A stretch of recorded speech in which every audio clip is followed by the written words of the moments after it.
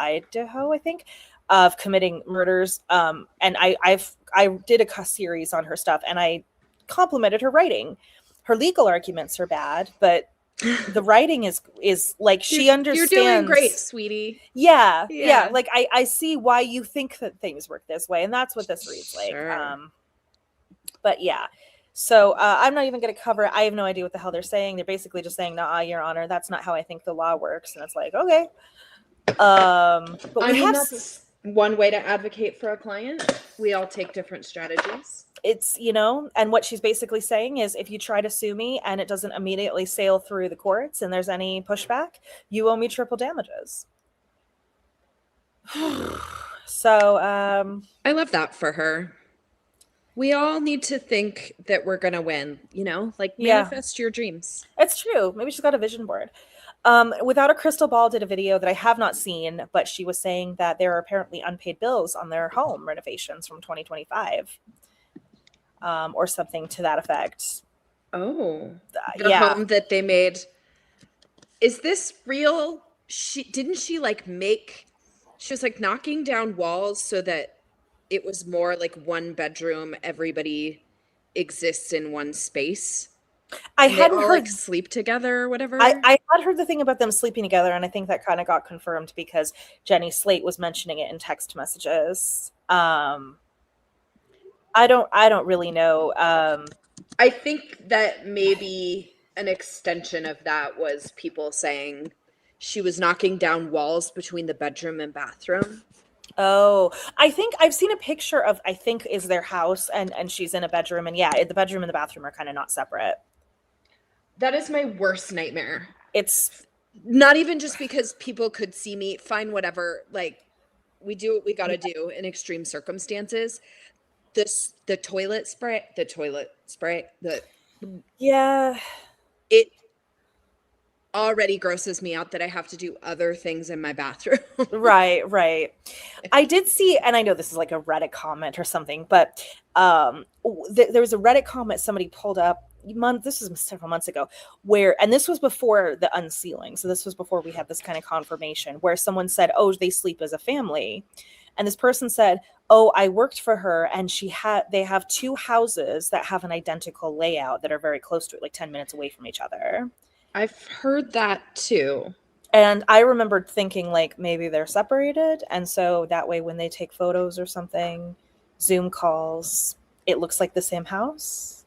Right. Okay, yeah. So Pam says, without a crystal ball covered the builder's liens on the Reynolds property. Okay. I mean, I would still think they've got tons of money, right? Well, okay, here's a couple of things, and I don't know the state, because construction stuff is kind of state law specific. Shoot, they stopped paying their bills.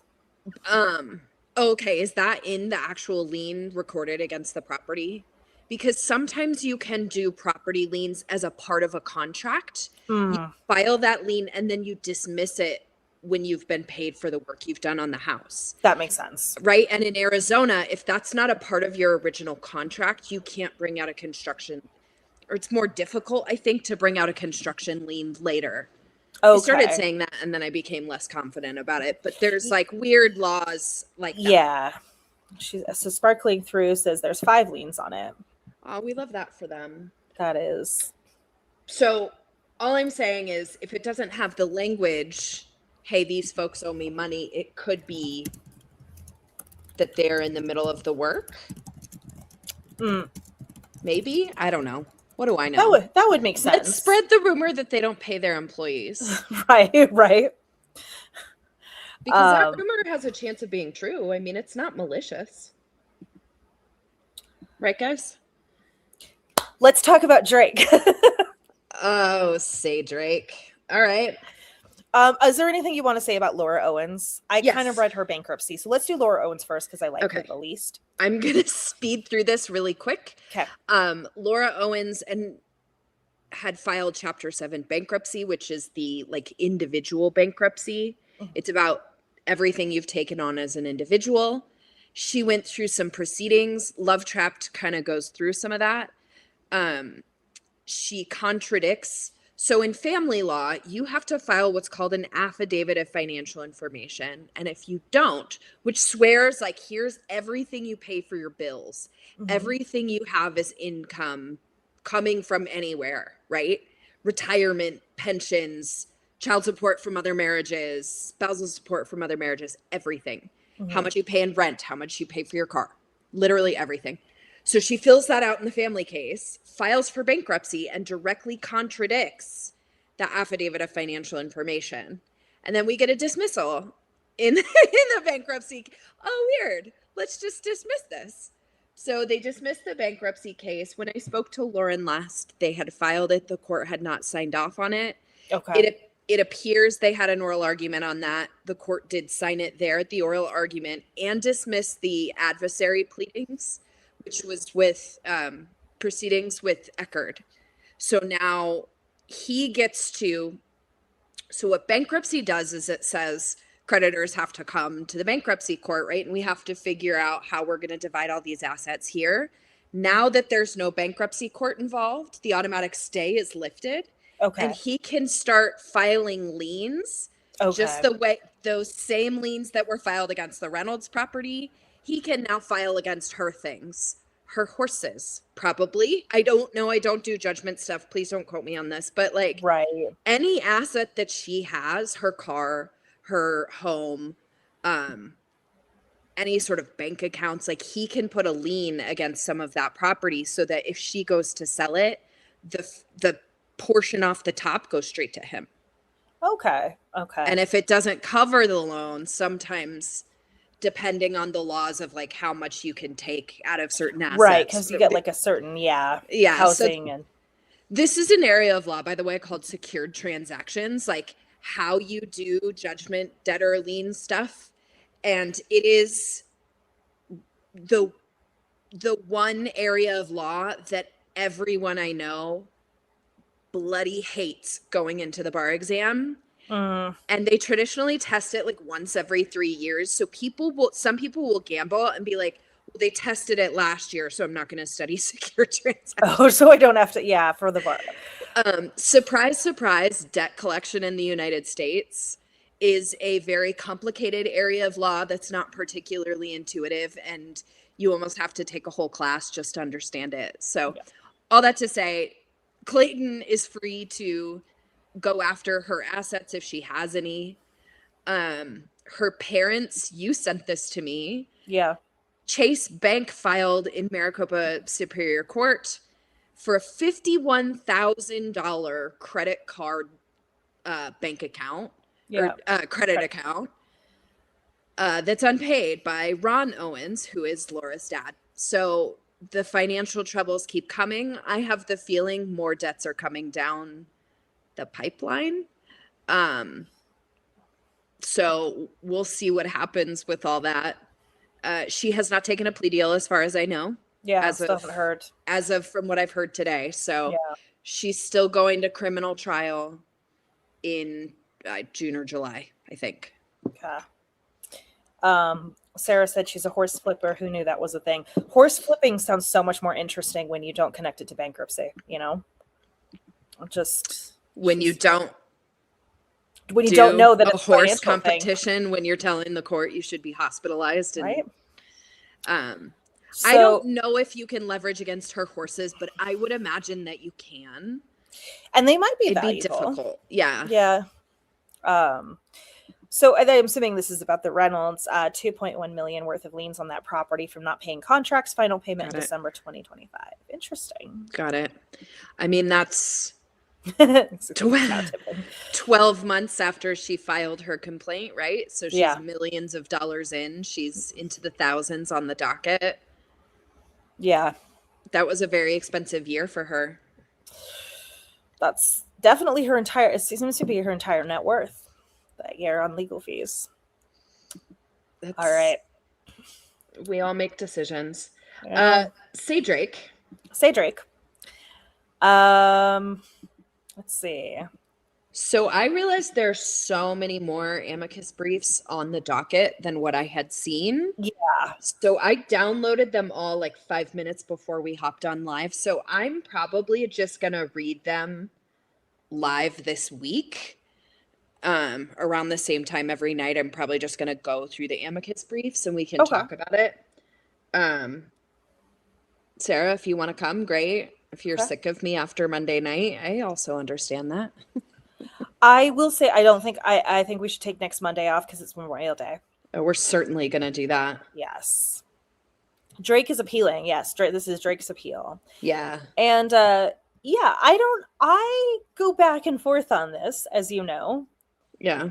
I don't know how I feel about it. And part of it is because as someone who did not know any of the Kendrick or Drake lore prior to Not Like Us, I do personally think that a lot of people think that he is a pedo because of the song. And while I know that the argument is, well, there's a context, there's a rap battle context, it's not just this one thing, I will say that as a consumer, personally, I didn't have that context. And I don't know, there's an interesting thing about like what the reasonable person. I mean, that's the thing too, right? Is it reasonable person according to contemporary standards? Because I have to be honest, media literacy is in the gutter. So I mean, the average person is not a. That's the thing. And it's like, am I a white woman in Colorado, the reasonable listener? Probably not. And I guess, well, I mean, I think maybe the argument, maybe it's a fact issue. Maybe like, could who the reasonable listener is be the fact issue? Right.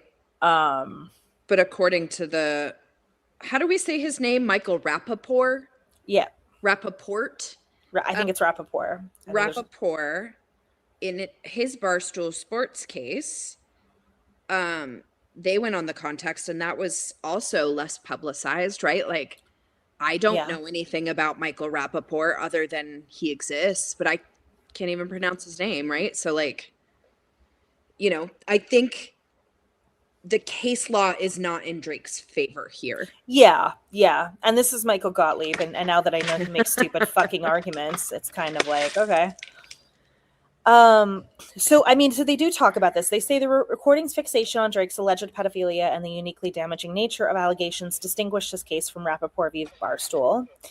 This Rappaport involved a diss track video that, unlike the recording, was not focused on a single theme, but made exaggerated, obviously hyperbolic and vitriolic claims about all aspects of Rappaport's life, none of which claimed sexual criminal conduct against minors. Apparently, they called him a 10-gallon drum of curdled milk and a walking blob of jizz. So, I go back and forth on this image on the left. Okay, so my texting is crazy because I have beads all over my keyboard. Those are the beads. We can see the beads. Let's That's what I'm doing, guys. Surprise, surprise. Surprise, surprise. Yeah, so this is what you go back and forth. Sorry. Yeah, no, go ahead. Oh no, I was just being distracting with all my bead craziness. So this is this image Sarah sends to me constantly. Yes. And it's like, but isn't this defamatory? Because what you're doing is you're showing a picture of Drake's house and you're putting the sex offender registry thing on here. So the question is, are you saying that he is a registered sex offender, or at least saying that he should be a registered sex offender? And this is where I know that people are going to bring up the Millie Bobby Brown stuff, and it's like, okay, but was that an accusation of pedophilia? This is where I think it gets tricky, right? Because everything that people bring up is something that is ultimately not sexual conduct against a minor. So then I think what Drake is arguing is, when in the lyrics saying something like that, rabbit hole goes deep, I could go further, are they implying some sort of facts, some secret facts that Kendrick has, I mean, the other thing about the it's true argument, right? The other thing about the this is his reputation. So Kendrick wasn't doing anything amazing or outstanding or new, right? He didn't reinvent the wheel here.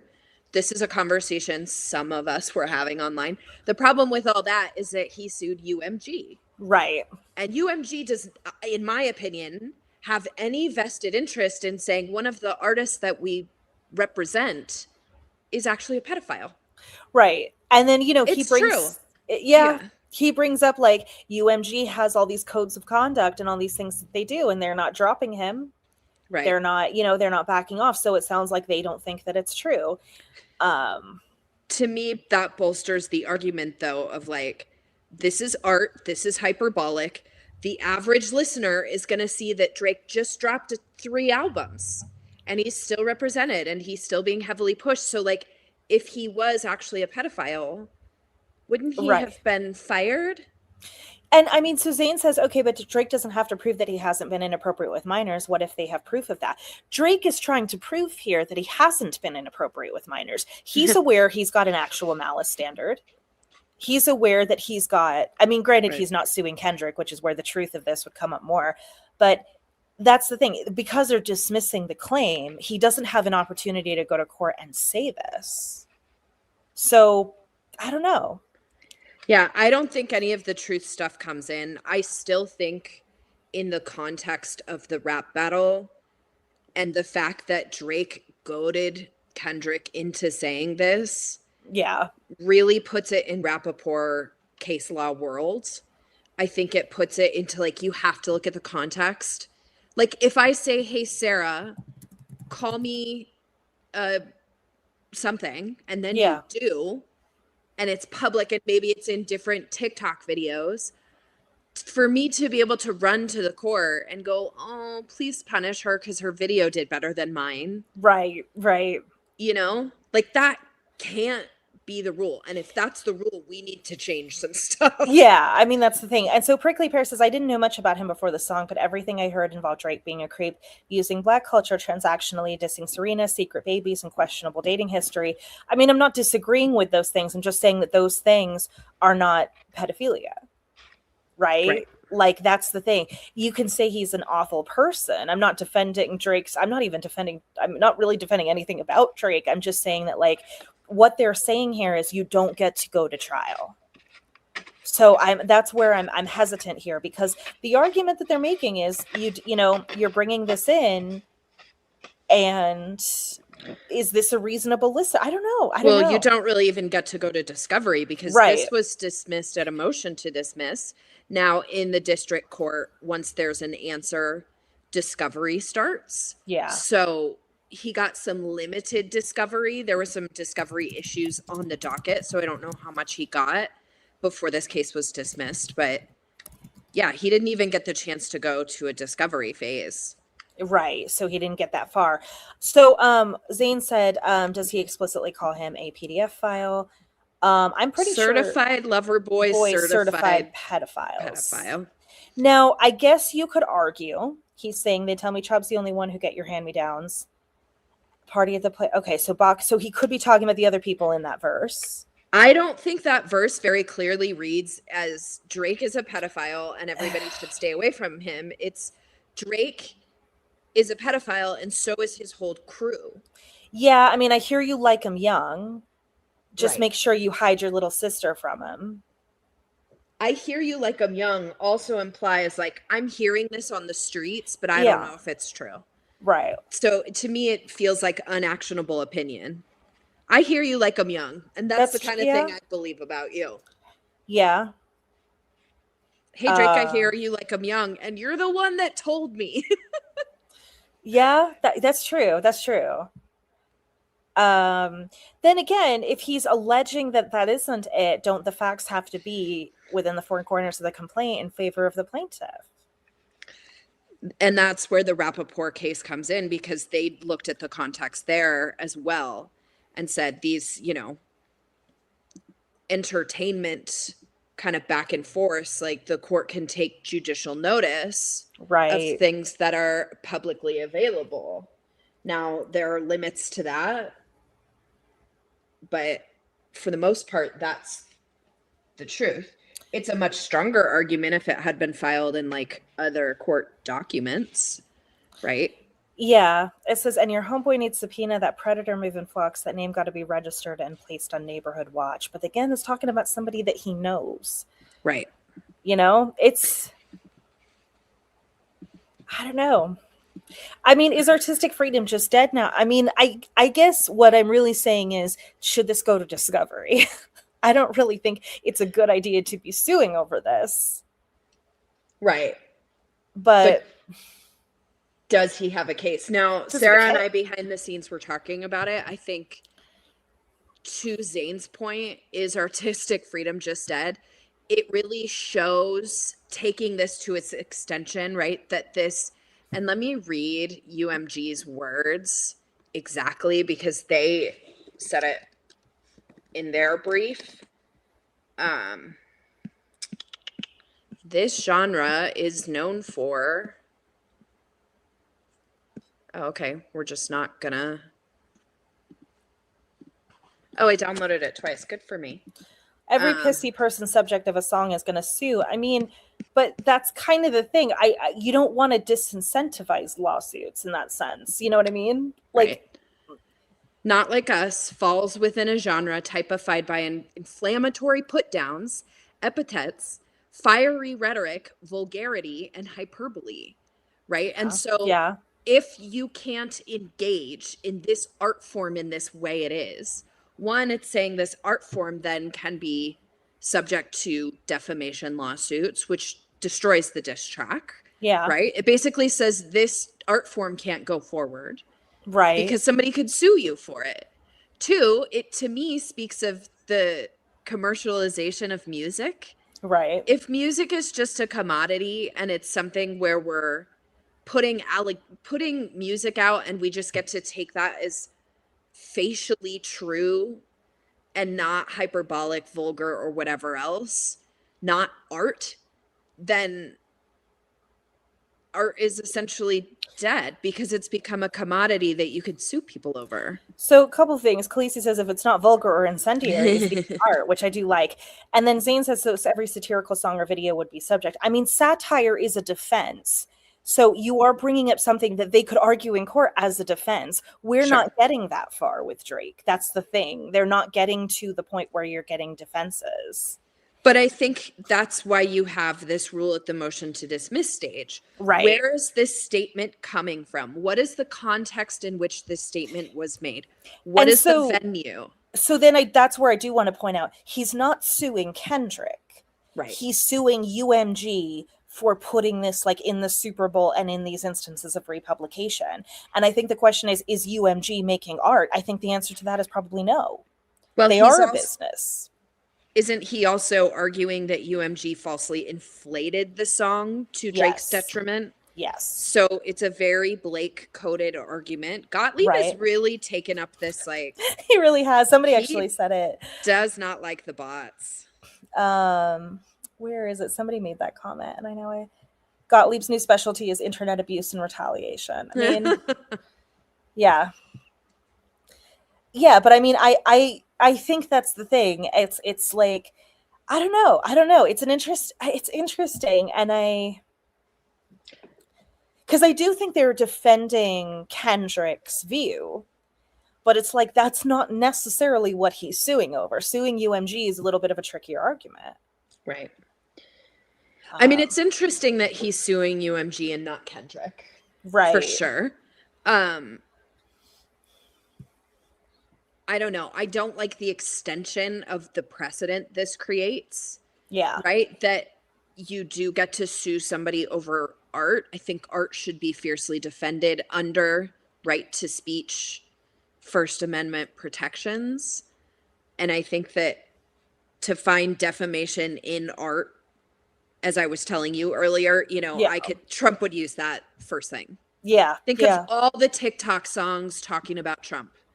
But he wouldn't sue the artist. He'd sue TikTok for putting that out there. Probably. He hates TikTok for some reason. Yeah. They all do. And Zane says the answer to this was more art and more speech, not a lawsuit. Why didn't he just defend himself? Because he's not a very good rapper, Zane. As a 37-year-old white woman from the Midwest who basically learned about rap from Not Like Us, he's not good at it. She's obviously a rap historian. As a rap historian, as a reasonable person. He's very popular and he has a lot of stans. After the Millie Bobby Brown stuff came out, I was like, I'm good. I don't need to this is not a person I need to engage with or Yeah. spend time and attention with.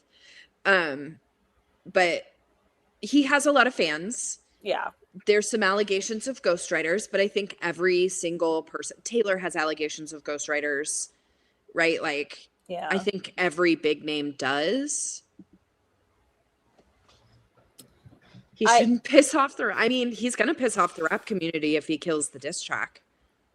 And that's the interesting thing is, like, I do wonder if the lay people are thinking that he's suing Kendrick versus UMG. I don't know. It's just an interesting legal argument. It kind of reminds me of like the legal argument that Blake was bringing, which is going after someone reputationally on the internet when they are supposed to have this kind of good public persona.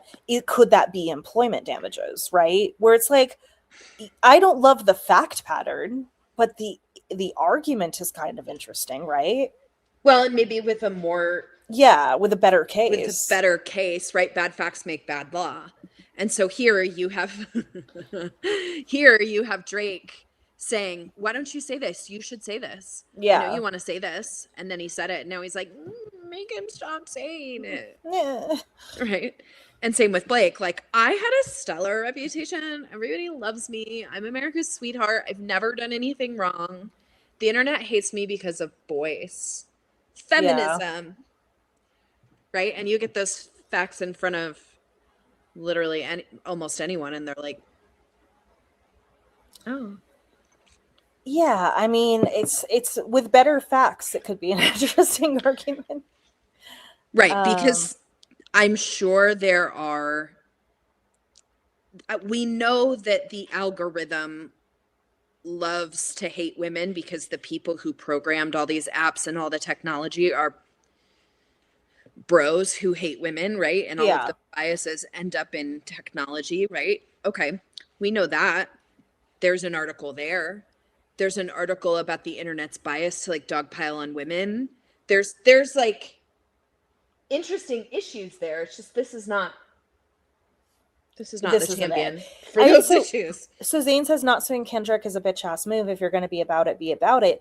But I think actually that kind of goes to the thing with Drake. He can't prove actual malice at this point because he doesn't know what Kendrick has heard, right? And even if what Kendrick has heard is a total lie, if Kendrick has heard it and it's somewhat credible as far as Kendrick's perception, you'd have a hard time with the actual malice. But with UMG, the argument is you employ me. And you have my record label and you promote my music. So you know that this isn't true or you wouldn't be promoting my music. That's why he has to sue UMG. I mean, it's not just because it's a bitch ass move. It's also because it's like, that's where you can argue the actual malice is like UMG wouldn't be representing me if... You're only as good as your last album, Drake. Okay, so my side of the algorithm does not enjoy Iceman at all. Is anyone seeing... I've heard like there are a few songs that are good. I'm not going to listen to it. I am traumatized from Life of a Showgirl. I am so excited that you listened to Life of a Showgirl. I brought my notes. So you guys, if you want to hear about my impressions of Life of a Showgirl, I brought my notes. I think we should do that. I think there's 54 people here. It's our usual crowd. I'd be excited to hear your... Do a poll. Let's do it. Okay, let's do a poll. If the poll wants to hear about it, I'll tell you guys. We discuss the Life of a Showgirl album. Yes. And my notes are like 1 or 2 lines per song, so like nothing crazy. Let me get the picture up. Let's see. Because I do think that picture is exactly everything that you need to know about my impression of this album. We decided that we couldn't put it out there because, you know, 8th Amendment violation. And also we're going to get copyright claimed, especially because Brit regressed into her childhood trauma. Which will lead us very nicely into the Marin Flagg, Taylor Swift of it all. But, let's see. Yeah, we wanted to respect Taylor's IP, even though Taylor can't seemingly respect, allegedly, other people's IP. Allegedly. see. Let me get this picture. Here it is. Okay. How long ago did this happen? That's a good question. Here we go. All right. Yes. Oh, you guys are... This is fun. Okay. Yes. So I have notes. Don't look at this other side where I wrote some little mantras. Okay. Life of a Shadow Band Girl. Okay. Fate of Ophelia, which is the first song. I just wrote the reverb, question mark, question mark. Like what she's singing and it sounds really echoey and distant and it was very annoying. Swore loyalty to me, myself, and I. We know, Taylor. We know. You're selfish. Pledge allegiance. Of course you did. This is the Trump anthem. Up in my tower, very Capricorn stellium coded. She loves to remind us that she's up in her tower away from the people. Nothing wrong with being a Capricorn, by the way. Nothing wrong with being a Capricorn. It's just she has like several placements in Capricorn. It was very Capricorn coded. Fair. Rope dress and locked in memory. So we watched the music video for this and she's wearing this like rope dress and then talked about being locked in memory. This isn't giving happy up in her tower. Like this is giving, she's still miserable. She's tired of being locked away in this tower. She loves fame, but she hates fame. Woe is her because she's, you know, a victim to her fame. Yeah. Teal jacket plus sparkly dress is from the Eras. This is the song that I took the most notes on, I think, by the way. I think at first you had high hopes and you were like, this isn't that bad. This album could actually be kind of good. And then it's catchy. I didn't love the production on it. Yeah. After this, it was like, there are a couple songs where I'm just like one line, like Wood. I was. Yeah. Well, here's the picture of what happened when Britt was listening to Wood. Yeah. If you guys, I took this screenshot. This was not posed. I just looked over and I saw this and I thought, you know what? This looks like a brochure for EMDR therapy. Yeah. And for Wood, I just wrote, this is the Jackson 5. Yeah. And then I wrote Run with Tree and then crossed it out and wrote Redwood Tree because I think I had the lyrics. I heard the lyrics wrong. But she's obviously in love with her publicist, Tree Payne. Obviously. Wood had to be your favorite. I think we can say Wood had the strongest emotional reaction. It got to me. It got under my skin. Yes. It hit you somewhere. Deep in the feels. Yeah. Elizabeth Taylor, I wrote Cleopatra. Okay. Hollywood Hates Me by Me, I Mean Taylor. Do you think it's for real? A forever blank space coded. I've never seen an Elizabeth Taylor movie. So the like lyric video for that is just like clips over and over of Elizabeth Taylor. That is the video. I have never seen any of these. Yeah. She loves writing about other famous women. The Last Great American Dynasty, Lucky One, Clara Bow. Now this. Like she loves distilling other famous women down to a Taylor Swift style narrative. Yeah. The Life of a Showgirl. Why does the voice sound like AI? Why does her singing voice sound like AI? I think this is why where you brought up that you thought that AI was being kind of low-key brought to the masses and that this was one of the ways. Yes. Normalize it through Taylor Swift. People will hear it over and over because she has the Swifties. They get normalized to the sound. I did not enjoy the sound of this song. This is the Opalite Skies song. So opalite is a fake stone. I think a lot of people talked about that.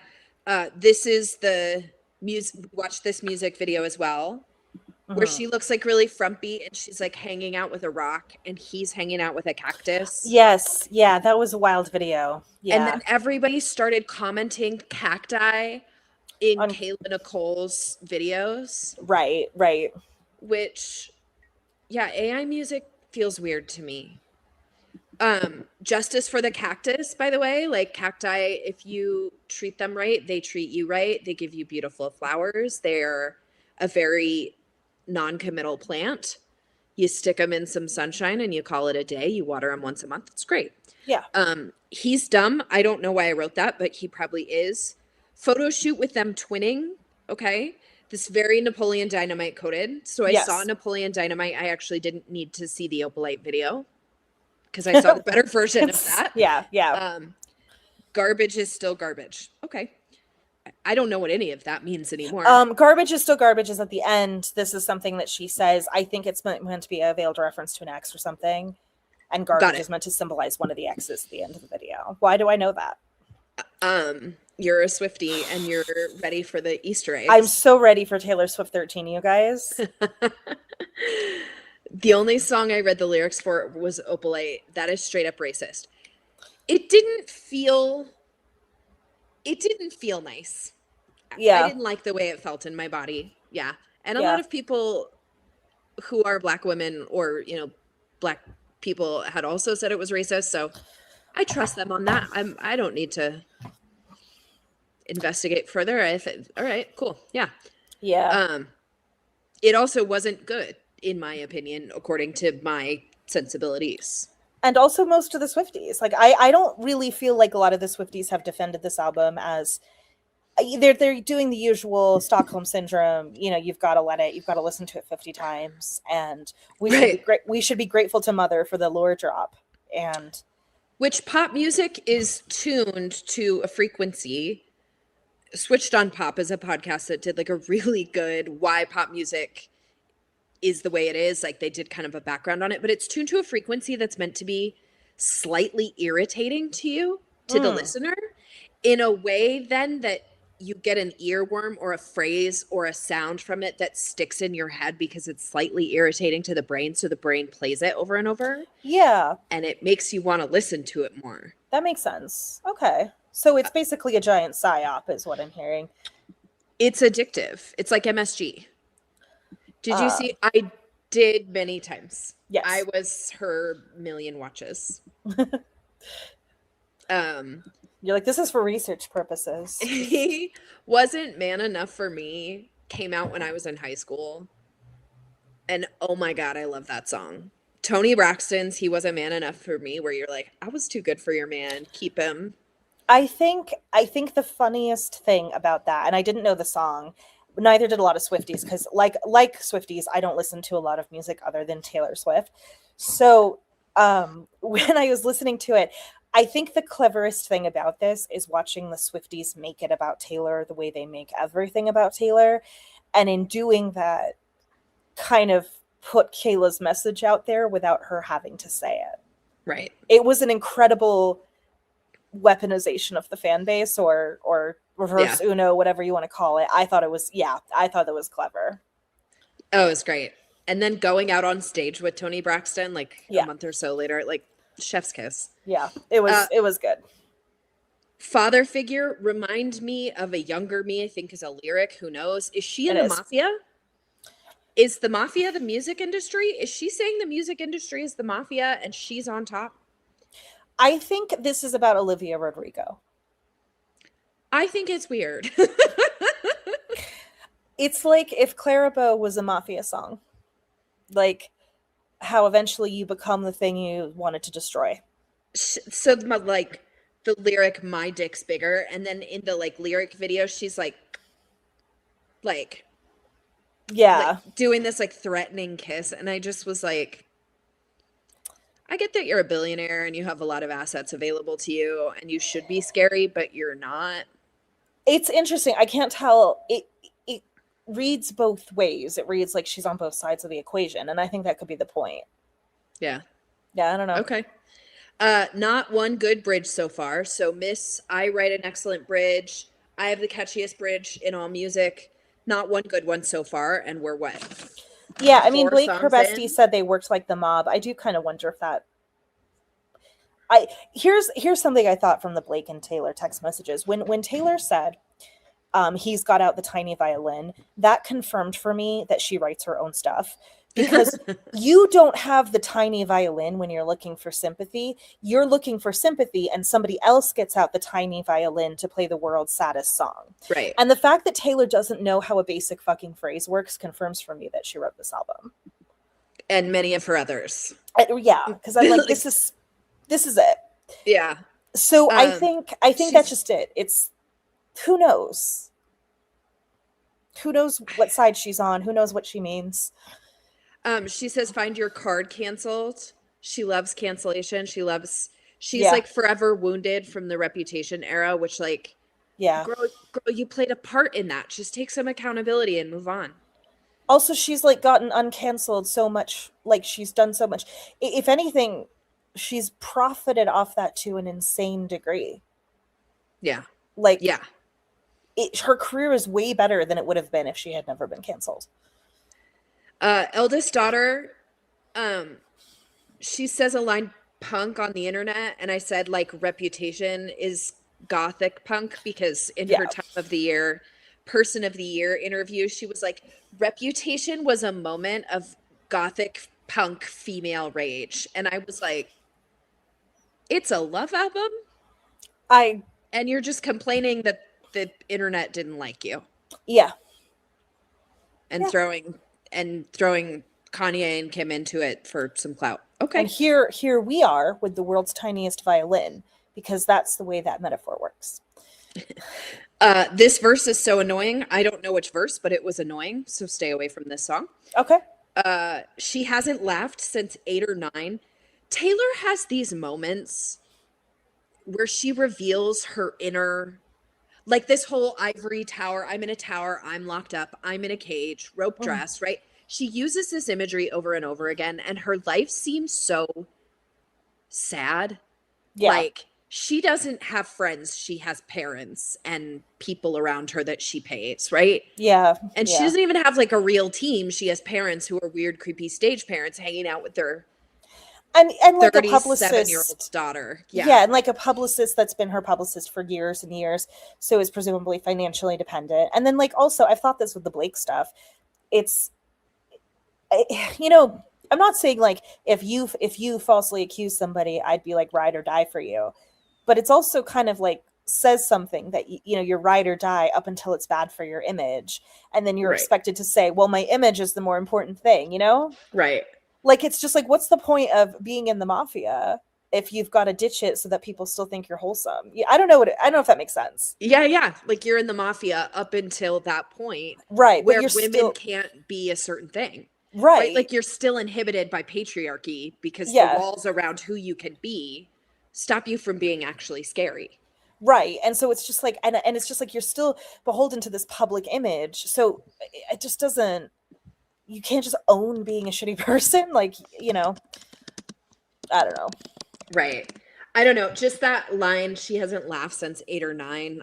Her first crush was, does that mean her first crush was at 7? Which was the girl that she wrote about on the song 7. And she hasn't laughed since that person left. See, it's inevitably all roads lead to Gaylor. All roads lead to Gaylor. But yeah, none of them have true friends. They have associates. That's what I mean. It's like your closest friends, and then it's like, well, sorry, it's bad for my image. I don't know. We looked fire. She has these moments where she kind of shows like the only thing she cares about is how she looks. She has another one in Eldest Daughter where she's like, we're like lambs to the slaughter, dressed up in wolves dressed up in sheep's clothing. And you're like, okay, this is a cute little metaphor. Like, we could really take this home. And then she's like, and then we looked fire. And I'm like, I think some of this was for TikTok. She thought these would be used as TikTok sounds. Like, she was thinking we looked fire, and then you'll transition to like an outfit or something. I'm the eldest daughter. Let me see if I can find it. I don't care to find it. I don't need to give her those clicks, but I'm your eldest daughter, dressed up like, or just like a lamb to the slaughter, dressed up like wolves in sheep's clothing, and we looked fire. And I'm like, none of that means anything because the last line in that phrase was so vapid. Every eldest daughter was the first lamb to the slaughter, so we all dressed up as wolves and we looked fire. Great. Cool. So we dressed up as wolves. Like, yeah. Okay. Sure. Is that you in the mafia trying to act tough, but you really just look hot? Slay. Okay. An eldest daughter like gets some TikTok I'll see those TikTok videos every now and then, and I'm like, Did you like this song? The bridge on its own is interesting, but it feels like it's from a different song. I've seen it with dogs, and I think that works really well because it's like talking about having a beautiful life, and so people are using it with like videos of adopting their dog and how like miserable their dog was in the shelter and how happy their dog was now. And I think the bridge from this song just sounds completely different to the rest of the song. It is really nice just for that, but I do wonder how much of this was centered around the possibility for TikTok videos. Everything's trying to be like a 30-second 30 yeah clip, or like a 15-second little soundbite. Yeah. Ruin the friendship. What did 50 Cent do to deserve a name drop in this awful song? I said, did he die at the grave? Corey Monteith. Actually romantic. A bridge. There's a bridge. Yes. There it is. Yeah. Boring Barbie is a lyric in the song, and she was called white supremacist Barbie for a while. So like I feel like she's come up in the world, and I don't understand why she's complaining about it. This is a woman who never takes criticism or feedback, and it's made haters, and this is how she responds. Like, I feel like if she just took accountability and was honest about who she is and what she does and where she fucks up, like, her haters would be like, well, all right. What can you say, you know? What can you say? Yeah. Wish list, complex female character, whatever that line was, it sounded really clunky. Taylor in her last 2 albums has done this thing where, like, she uses big words, or she uses words with a lot of syllables, and it falls off the meter. And I can't stand it. It happens a lot on Tortured Poets Department too, where she's like soliloquies and like she'll say something to sound smart, and I'm like, but now it sounds like you can't write a song. Yeah, it doesn't fit. It doesn't fit. That doesn't go here. I have heard before, and I don't know if this is if this is for all her albums, but I have heard that like her co-writers have a lot of the melodies written, and then she's got the lyrics, and that a lot of the writing process is them trying to marry the two. I think that kind of shows that like she has lyrics written. It's almost like she has poetry written and is not really thinking of it in terms of the song. Okay. And then she comes into the studio and it's like, how do we fit this together? Which kind of makes sense because she uses essentially the same formula over and over. Right? Yeah. Verse, chorus, bridge, chorus, done. Right? Which is fine. I mean, you know, that's a popular way of doing songs for a while. In the 90s, we had that like verse, chorus, key change. Verse, chorus. Have you seen that Bo Burnham video, country song? Yes. Yes. You all motherfuckers want a key change? He's so funny. A couple of kids is only the whole block when you're rich or cheating. Remember, she has that line where she's like, I want the whole block to look like you. And I'm like, that's so rich person coded to be like, we're the whole block. Yeah. I'm going to have a couple of kids. And so the whole block is going to look like you. And I'm like, I think too. And I think we talked about this, that I thought it was like moving near his family. Oh yeah. And all of them living together because there's a strong family resemblance. But I still think it's interesting to have that be like, I think there's something interesting just like in the I want to live near your family. It's like she does feel like she's marrying into a big stable family. I'd be curious to have a song like, what does that mean to you? That there's a little more, which she could have done here, but she chose to not. Yeah. It's such a male-centered song. Yeah. Boss up, settle down doesn't make any fucking sense. Right. Also, like dogs they think are their children, and I'm like, isn't childless cat lady your whole deal? Like, Right. Yeah. Wood, we talked about. This is my impression of Wood. Canceled. I wrote unclean hands, which is a legal term. I don't know why I wrote it here. There's because she can't say she got canceled because she played a part in the cancellation. Oh, right. Okay. Yeah. This goes with eldest daughter, and then I said all that matters to Taylor is being hot, being rich, and wanted by men. Okay. I don't buy that she's actually tough and powerful. Tone deaf and hot is the line. Yeah. Yep. And so, okay, like she's tone deaf, but she's hot. I do think this song is about Blake. Oh yeah. Yeah. They thought I was innocent, never getting caught, 2-4 beat. Yeah. Yeah, they thought I was innocent. No one thought that. Maybe some Swifties thought that. Never getting caught. Oh girl, you got caught. Big time. But that 2-4 beat where it's like 1, 2, 3, 4. 1, 2, 3, 4. 1. Just over. And like I cannot handle that. Yeah. Like so blatantly. I'm like, yeah. So that's how I feel about Canceled. One more song, Honey. That bitch. She's again being so male-centered. Honey was so annoying. Life of a Showgirl with Sabrina. Pretty and witty wear. And those are my notes. They said she didn't do it legitly.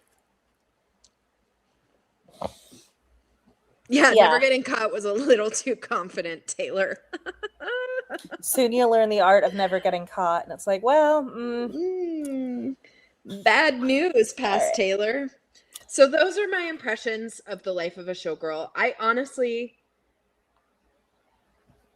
am so disappointed in the past version of me that has listened to any Taylor Swift songs, because that would create this artist that puts out this nonsense. It is really, really surreal, because I know, and I've told, if you guys are watching this and you're not a Taylor Swift fan, Swifties tend to identify themselves by the album that they first started listening to. So they'll say, like, I'm a Debut fan, or I'm a Reputation fan, or I'm a Folklore fan, because that's like the album that got them introduced to Taylor Swift. And I have to say, I've not met another person except myself who is a Tortured Poets Department entry. Yeah. And it is really, really weird, because having come into this and seen just these last two albums and having this be my experience of Taylor Swift, the PR thing fascinates me. And I think that's why I got into the Lively case too, because this idea of like damage control is really interesting to me. And having that much control over the public narrative about you is very fascinating, because we think these things about Taylor. Yeah. And I think it's what I enjoy about the Gaylors. If anything, this album was definitively like, I am so straight and I am so not into feminism because I love dick that much. Yeah. I am not into women. I love dick that, like, this album was like, oh no, I'm straight. But the thing I love about Gaylors is that it gives this idea that like maybe her lyrics aren't actually literally factual. Right? Yeah. Like maybe there's some bigger story here. And it's like, one of the things that's interesting is when you've developed a parasocial relationship through your art, and this is like everybody, I think any artist could say this, when you've developed a parasocial relationship such that you've kind of sold the media and the public on this character of Taylor Swift as you've created her, and you're relying on the idea that it's the real person, then the question is, what's the significance of making a bad album? That's what I think is so interesting, because then it's like the Swifties are forced into, like, they have two roads, right? The first is Taylor Swift isn't really telling us about her life. She's creating a character. But that also means, or at least implies, that the albums you did connect with are also fake. Or it's real and it's legitimate, but you don't like the person that she's turned into. And watching Swifties kind of deconstruct like they're leaving a cult is one of the most fascinating things about. I mean, it kind of feels that way. Like you just tap into this groupthink that's really... very interesting. Yeah, she's an interesting public figure. I think it's fun to think about like how much of her life could have been PR. Hey, look at this relationship I have to distract from this other thing that I did over here. Yeah. We should look up a history of her cease and desist, and then a history of her claiming a breakup. I love her dad's unhinged email. Put that in a museum somewhere. If you read her dad's unhinged email, you will understand that he is almost certainly the person that went to Brian Friedman about the extortion thing. If you read her dad's email, you're like, oh, you're the one she writes music about. Yes. Yeah. I understand now why her relationships look the way they do. I looked up, somebody said Jeremy Jordan. I flagged him in a browser, so I'll look up Jeremy Jordan after this live stream. see. So on that topic, Taylor Swift also has a history, speaking of controlling the narrative and controlling PR, of using her trademark and copyrights, which are different ways of describing different types of intellectual property, right? Trademark and copyrights are different. She has a history of using those claims to shut down narrative around herself. It was a thing she did huge, big time, quite a few times in the like 2012 through 2015 era. She loved to throw out a trademark, throw out a copyright, and then a podcast criticizing her would get taken down, especially around the 1989 era, where there was a lot of conversation online by feminists, by Black feminists, about her Shake It Off music video and her Wildest Dreams music videos. Yeah. There was a lot of dialogue about that. That's when white supremacist Barbie came about. People were noting that she was not saying anything when a white supremacist group claimed her very openly, very publicly. It was like, she is a singer for us. But the journalist who wrote about it, Taylor, sends a cease and desist to. So she's been doing this for a while. She's been figuring out how to control the media for a while. So this is a good pivot to the Showgirl lawsuit. Battle of the Showgirls. So speaking of Taylor's trademarks, she applies for a trademark at the U.S. Patent and Trademark Office. Yes. And they deny it because there's likelihood of confusion because of another mark that already exists. Yes. So she is being sued by Marin Flagg, who also goes by the stage name Marin Wade. A former Las Vegas showgirl, has a touring production involving music and writing called Confessions of a Showgirl. And the defendant is, you guys know who Taylor Swift is. So Marin is suing for trademark infringement, false designation of origin, and unfair competition, and then under another California law for... So what she is saying is basically Taylor Swift's album, The Life of a Showgirl, is infringing on Marin's right to use of the trademark Confessions of a Showgirl. And the trademark office rejected the Life of a Showgirl trademark because of potential brand confusion. And Taylor has continued to use the name. So she is suing for damage to her business, damage to her reputation.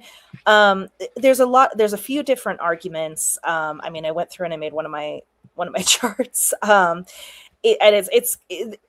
trademark stuff is a little bit more legal, interesting, but I'd say the short version is, well, and so Marin is filing for a preliminary injunction. So she is trying to actively block the use of Life of a Showgirl going forward and saying the court needs to step in now before Taylor Swift goes on tour. And yeah, I'd like to throw this disclaimer out. I do not do trademark law. I've done a little bit of trademark law for like companies that I represented way early in my career. Mm-hmm. There is an entire specialty for trademark, and there is another like trademark bar.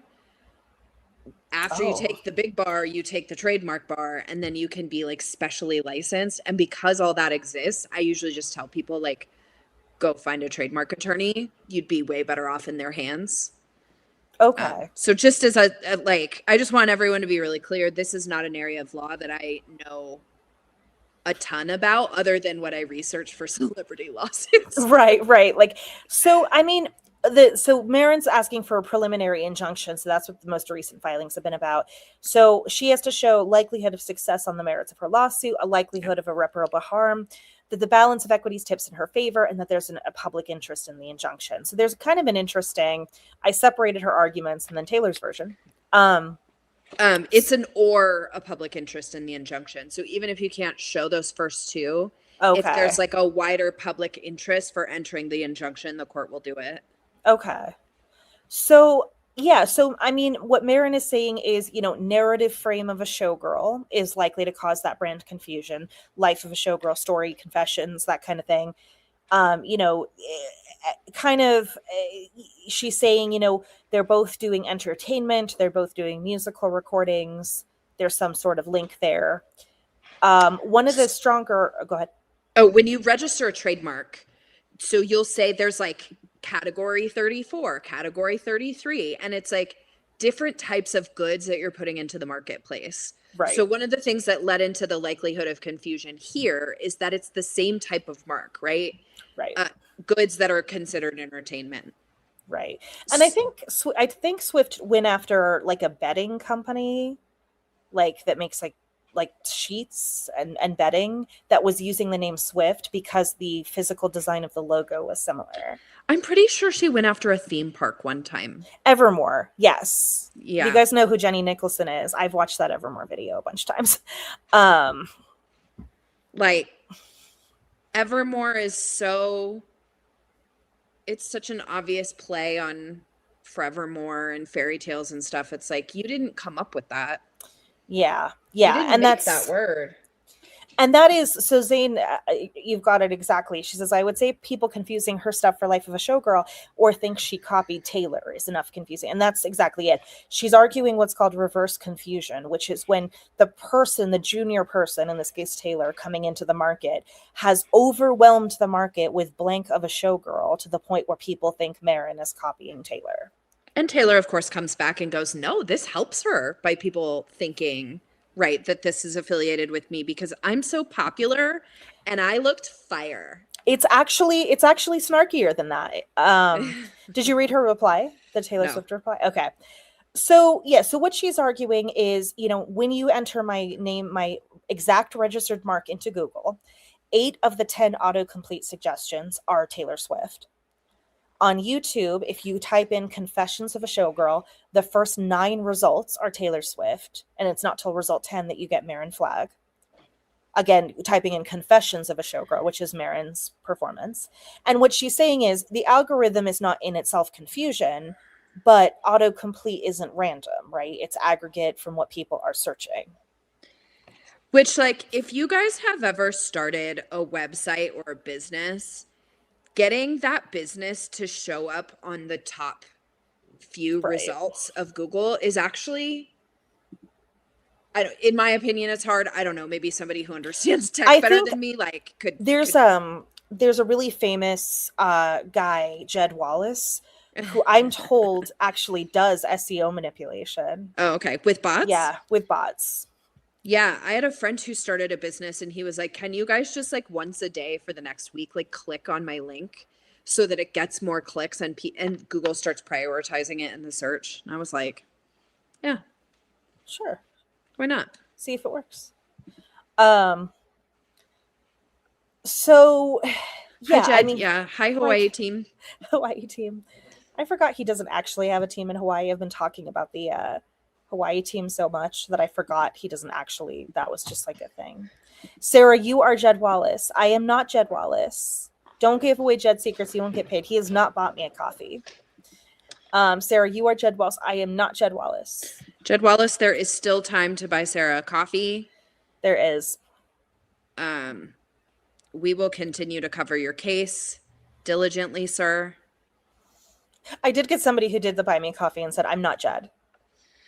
Oh, that's nice. I did get not Jed to buy me a coffee. So yeah, I mean, so what she's talking about is she's saying, I registered the mark, the trademark office declined to allow Life of Showgirl to be registered because of the confusion with mine.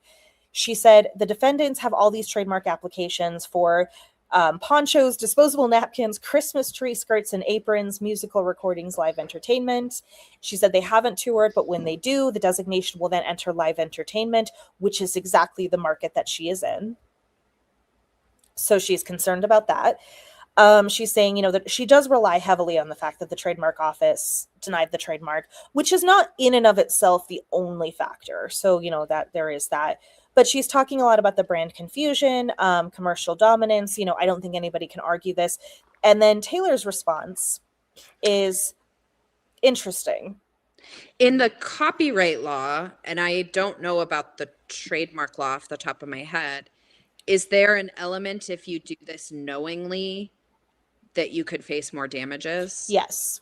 Okay. So after they do focus heavily on after she got the trademark declined. And one thing she says is that she waited because she wanted to see after that application got denied if that would make them change it. Right. And that was kind of about a month after they didn't change anything. That's when she went ahead with the lawsuit. So Taylor's response, or Taylor's attorney's response, is fascinatingly petty. So they keep talking about, I actually should bring up the response because it involves pictures, and I think it's actually kind of interesting. Taylor's response to her response, yeah. Got it. I thought this was kind of hilarious. Okay, so the main thing is they're saying she has unclean hands.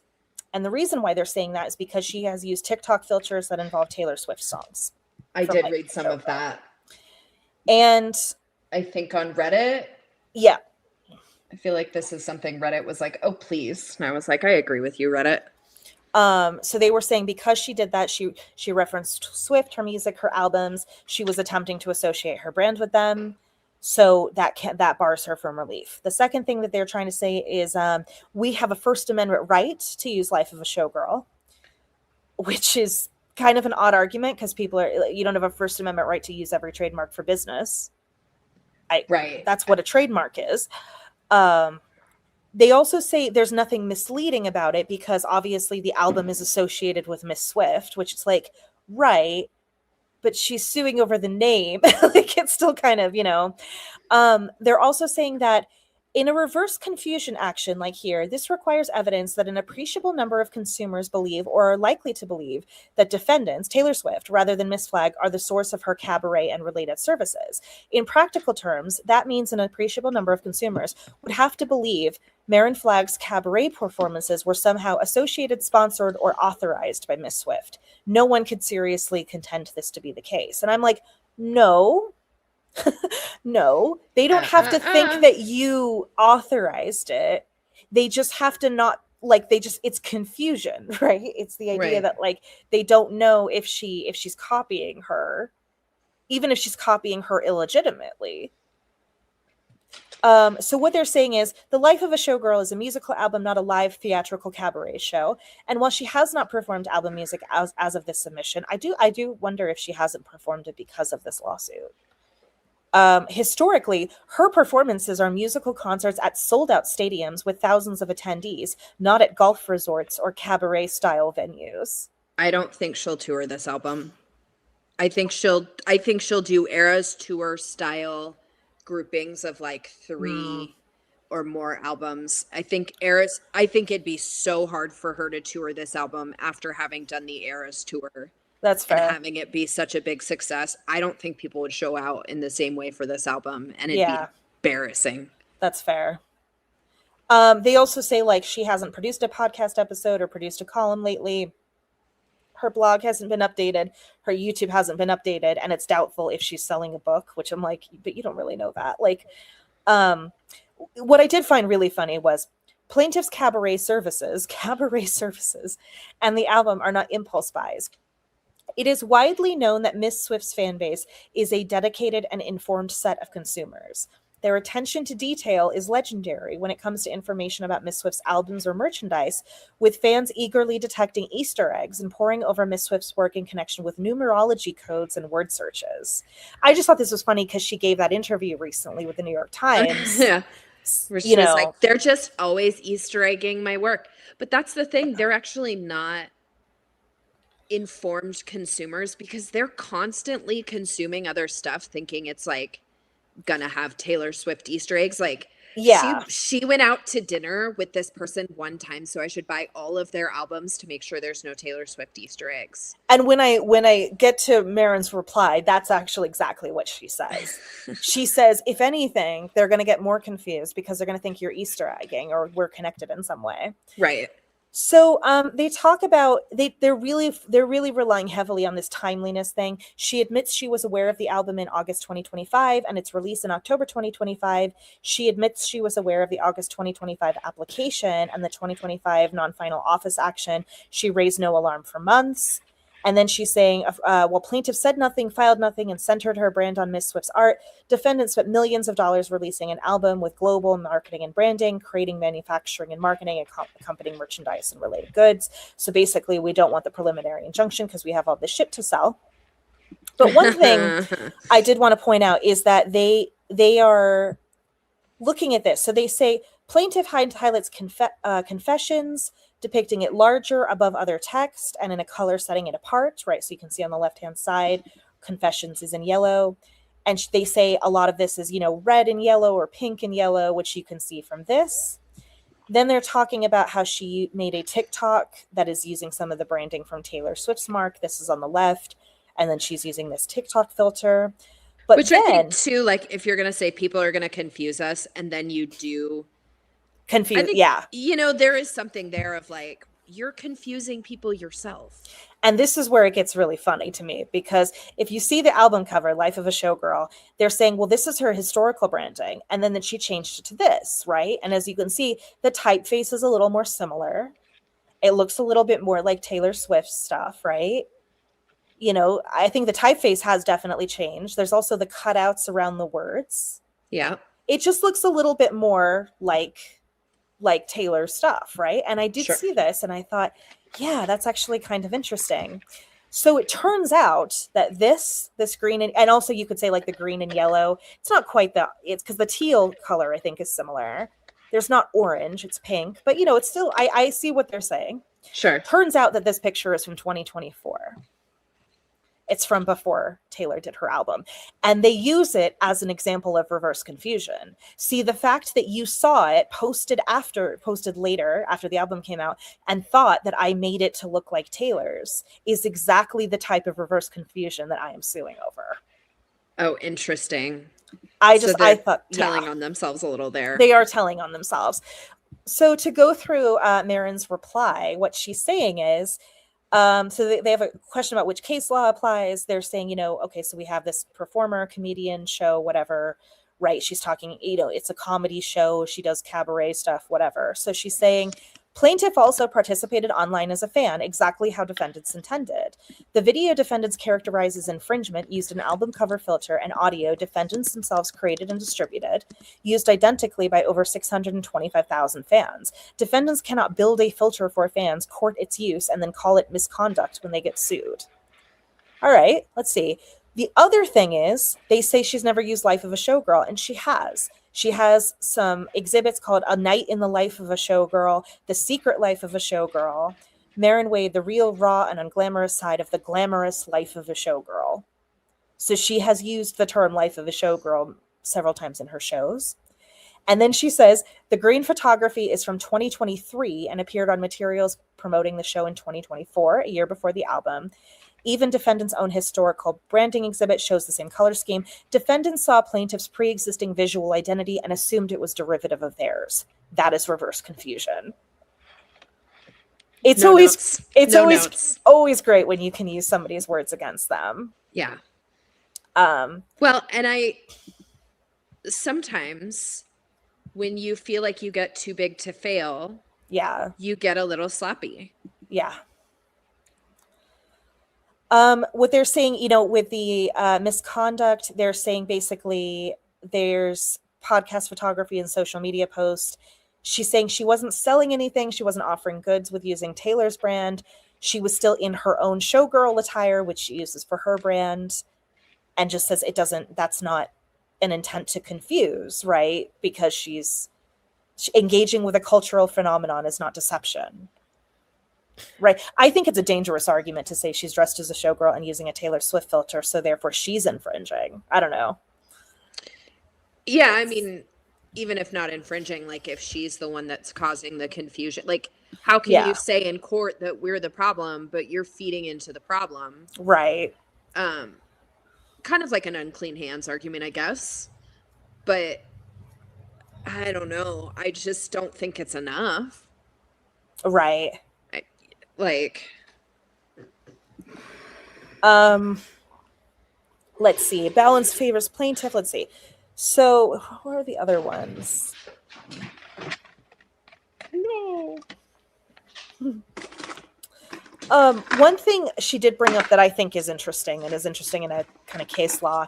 She says text channels, Google autocomplete or hashtags or social media text don't have Taylor Swift's picture and they don't have the color of the words. So that doesn't really count in the analysis, which I actually think that's kind of a good point. One thing, and I think this is where it's interesting to kind of read it, because they're saying when people are using the phrase "life of a showgirl," right? They're keeping the word showgirl, so they're saying like this is the TikTok of a showgirl, or they're calling it the Showgirl album. So that kind of proves that showgirl is like the dominant meaningful word in that phrase. I don't know. I just find that interesting. They're also talking about, does 6 or 7 syllables differ in a word, or Right. what is the initial sound? And she's saying ultimately, life of a showgirl and confessions of a showgirl are very similar. I mean, I would expect somebody who had a brand called Confessions of a Showgirl to put out a book or a web series that's like Life of a Showgirl. Right. I would expect somebody who has a album called Life of a Showgirl to put out a podcast or a book or some sort of storytelling device called Confessions of a Showgirl. Like, they feel derivative of one another, kind of. It feels like it is kind of the same thing, right? The narrative framing of a showgirl. The Swifties are really working hard, though, to make everybody believe that it's actually the confessions and life of that are the operative words there. So if you watch Swifties TikToks, that they will have you That's the only Swiftie that I get on my For You page is Brian, Dr. Brian. He's arguably not a Swiftie anymore. Like, he actually used to really like Taylor Swift's music. I think you have to talk about her the way he does. Like, you have to have at least at some point, I think that it's kind of obvious that he still likes her. If she made a good album, he'd be back. I think. I think it's also hard to, like, she's put on some different masks in the last few years, and one of the masks she put on to like bring in the gay community, she has now resoundingly taken off and said, I will not be this person. Right. I will not be an ally. I will not be somebody who stands up for other people. And so it's like, okay, well, you brought us all on and you made us fans, and now you're telling us we're weird, right? And you're telling us, okay, well, your jet use is weird. Right. Now it's what? kind of, yeah, I mean, and so consumer care, the reasonably prudent consumer, it says your own evidence cuts against you. It describes an eager fan base that analyzes clues, hints, and secret messages. Consumers trained to hunt for connections everywhere are more likely to connect plaintiffs similarly named showgirl brand to defendants, not less. That's interesting, right? Like, maybe that's why she's trying to disclaim it in the New York Times interview. Yeah, I mean, I love the way she's like, I'm just going to go out and give some interviews and change public perception about this. I mean, that's the thing too. Like, I wonder how much, I think Taylor's lawyers will be sneakier about the way she uses the docket for PR, but I fully expect her to use the docket for PR. Yeah. It's an interesting thing. And so what Marin Flagg is trying to get is she's trying to get a preliminary injunction that basically stops Taylor from selling anything or doing anything with this trademark. Right. She cannot further conduct business under this mark until this is figured out. Yeah. Which I would honestly, I kind of go with me, Team Taylor here, because we really want to undermine this corporate authority that she's established. So if this means in the future that Taylor can't shut down public conversation with like, oh, trademark, right, copyright violation, like if we're going to undermine this area of law, like, okay, so be it. Yeah. If that stops future Taylor from being a villain, great. It won't. Nothing will. Life of a villain. Life of a show villain. She could change the album to Life of a Shadow Band Girl. She could come up with, maybe she'll just come out with TS13, just Life of a Wag. Oh. Nothing else in her life mattered until she met Travis. She'll buy the Wagatha Christie trademark, and she'll make an album just full of Easter eggs called Wagatha Christie, and just let everybody just go ham on putting it together.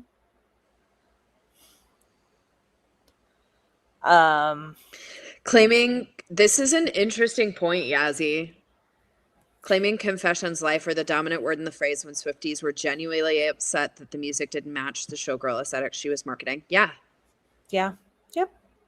Like, I expected, like, Shake It Off level, like, jazz hands or something. Like, I expected, like, pop songs. I don't know. I don't know what showgirls do. She wore, like, feathers on her head one time in, like, one of her lyric videos and in some of the pictures. She did the same thing with Midnights, though, where she had this very, like, stoner 70s vibe. Like, she's, like, very 1970s. And then comes out with Midnights, and it's this, like, poppy album, and it was like, I thought you were gonna do, like, a rock, like a Stevie Nicks style rock album. Yeah, the aesthetics don't really. She just kind of wants to do the photo shoot. Yeah, I think Life that's really of a Featherhead. Life of a Featherhead. Oh my god, your picture is terrifying, but also delightful. Love. Yes. If the stream stops working, it's because Taylor got to us. I don't know. I think this is interesting. I don't know if it has, I don't know enough about trademark law to know if it has legs. So we'll sit back and learn together. Nag said she's Delulu, but I feel like it's the Swiftie talking. I think though, like, tip of the hat to Marin Flagg, because even if she doesn't get what she's claiming in this lawsuit, there is conversation about how, she includes in her allegations even, about how ardently Taylor uses her trademark and her legal prowess to suppress conversation. She uses it aggressive, like, she defends her mark aggressively. And I think there should be some conversation about these artists that are doing that. Yeah. Yeah. The other thing I want to say is this lawyer that did it is a clown. And I don't mean like he's a bad lawyer. He's literally he's a clown. Oh.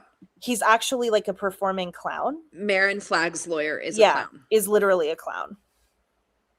I don't really know what to make of that. He's also represented Elon Musk. Just so we're all on the same page about the kind of queer I am. Yes.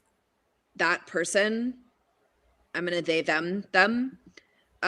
They look like both the men and the women and the they, thems that I like to date. That is the kind of androgynous that, like, oh, yes, please. Well, let's see. I've seen lawyer for Elon Musk. Yes. Not just Elon Musk, though. In which case, because he's involved in a couple. Let's see. I'm trying to find. Elon's getting sued everywhere.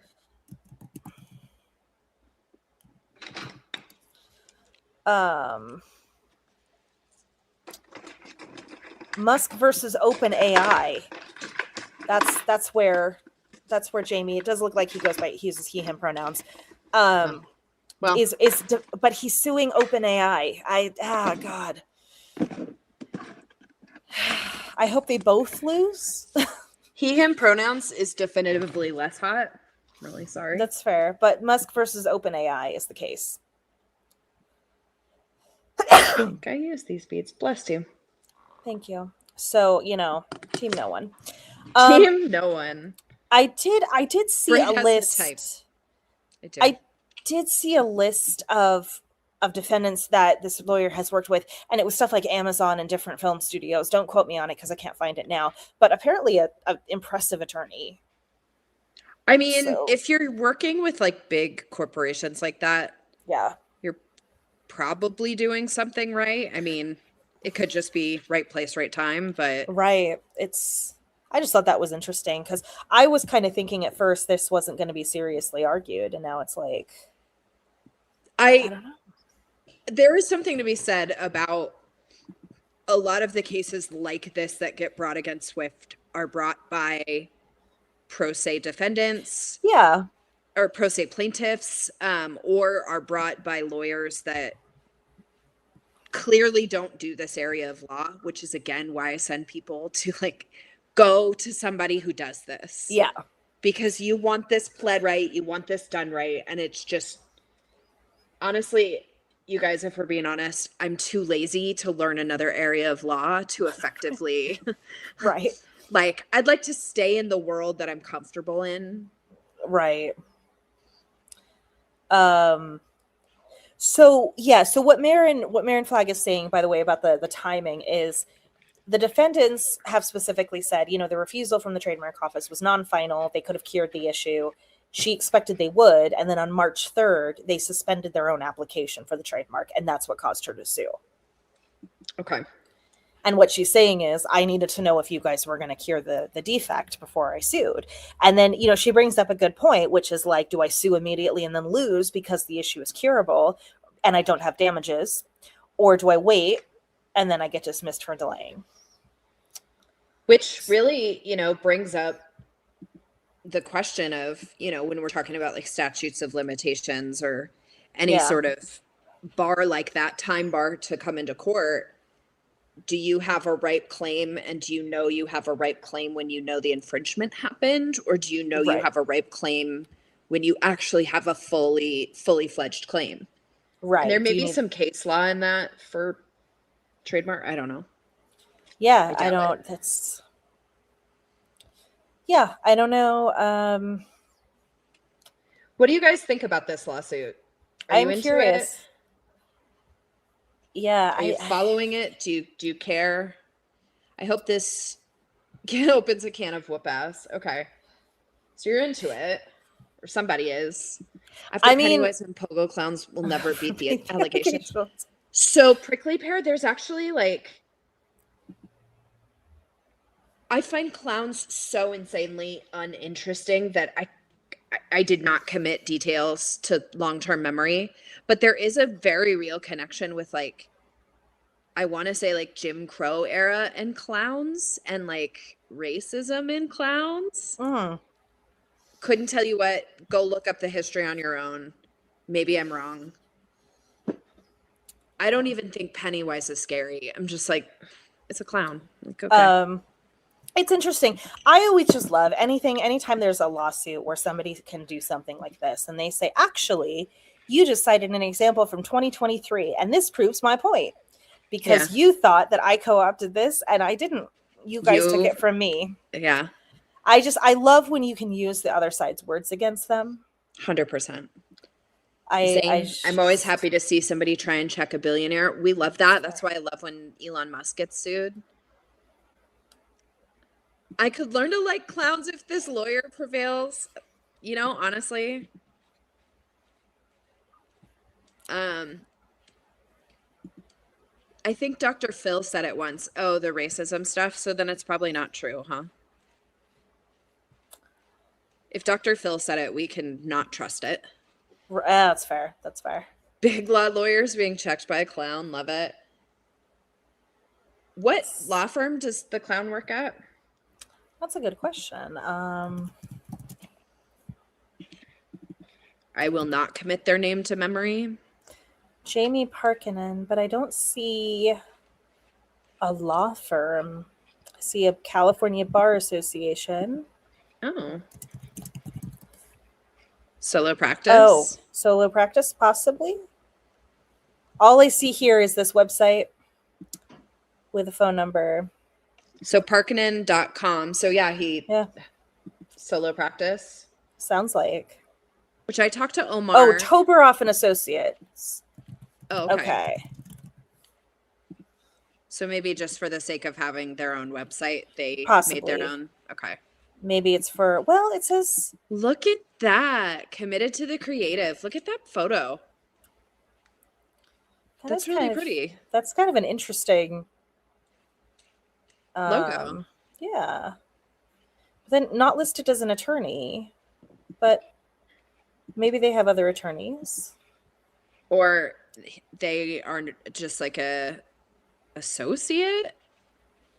And they were like, hey, associate, you could have this case on contingency. Yeah, it says high-stakes litigation involving famous intellectual properties in the entertainment business, copyright, trademark, and contractual matters at both the trial court and the appellate level. Interesting. So just kind of representing trademark disputes for creatives. Right. That is interesting.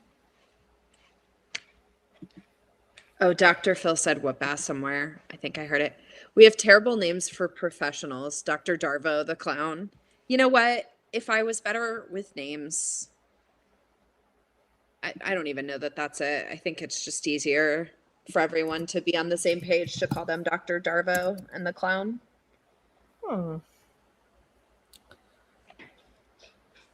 Yeah, let's see. So the Elon Musk lawyer, intellectual property lawyer facing off against Sam Altman. So Elon Musk v. Sam Altman. Yeah, team no one. Team, how do we both get liability in this lawsuit? Yeah. Which is possible in a civil case, as we saw with Depp and Heard, actually. Yeah. So that is where those cases are, y'all. That is it. That is the update. That's the update. Like I said, I'll read some of those amicus briefs. Dr. Phil is one of Oprah's oracles. She can't die until he has been destroyed, until the evil has been destroyed. He's the worst. He's not even a real doctor, right? He is. He's just no longer like licensed. He's like a PhD and he doesn't have a license for therapy anymore. Are you guys following this doctor, this person claiming to be a doctor but isn't? No. There's this woman online who does like life coaching, and all over her website she says I'm a like doctor of something, right? Okay. And it's come to find out she's not a practicing like PhD, or like she's not a PhD or something. Like she's a PhD, but she's not. Somebody asked her about it and she was like, well, I don't maintain my licensure. And they were like, oh, well, like, where did you go to college? And she was like, oh, I don't really have my degrees anymore. That's not how that works. And they were like, well, you can order your degrees. And she goes, oh, I contacted the college and like I contacted the college and they said it's been too long and they don't have my degree anymore. Also not how that works. Cheyenne Brandt looks like it's the name. Yeah. Very interesting though. And they're like claiming, right. I don't remember what my dissertation was about. Mine wasn't published, so you're not going to find it. Just all sorts of weird stuff that people are like, this doesn't seem. She's like, oh, I don't have a copy of it anymore. I'm like, oh, is it Cheyenne Bryant? I think actually is who it looks like. Bryant. Yeah, you did say Bryant. Sorry, Saucy. I spelled it wrong. Yeah, she's saying that she doesn't have she doesn't have a license. So she's like a social media personality. Okay. Which is fine, but tell people that, because if people are choosing your services over other people's services because you're holding yourself out as a doctor, that, my friend, seems to be fraud. Right? She was booted from her program. Yeah, didn't defend her dissertation, so she's not actually a doctor.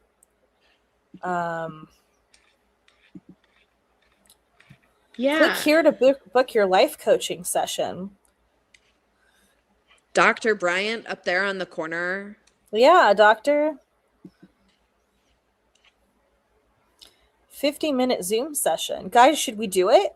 We could do it tomorrow. Oh my God, that'd be hilarious. Yeah, Dr. Bryant Institute.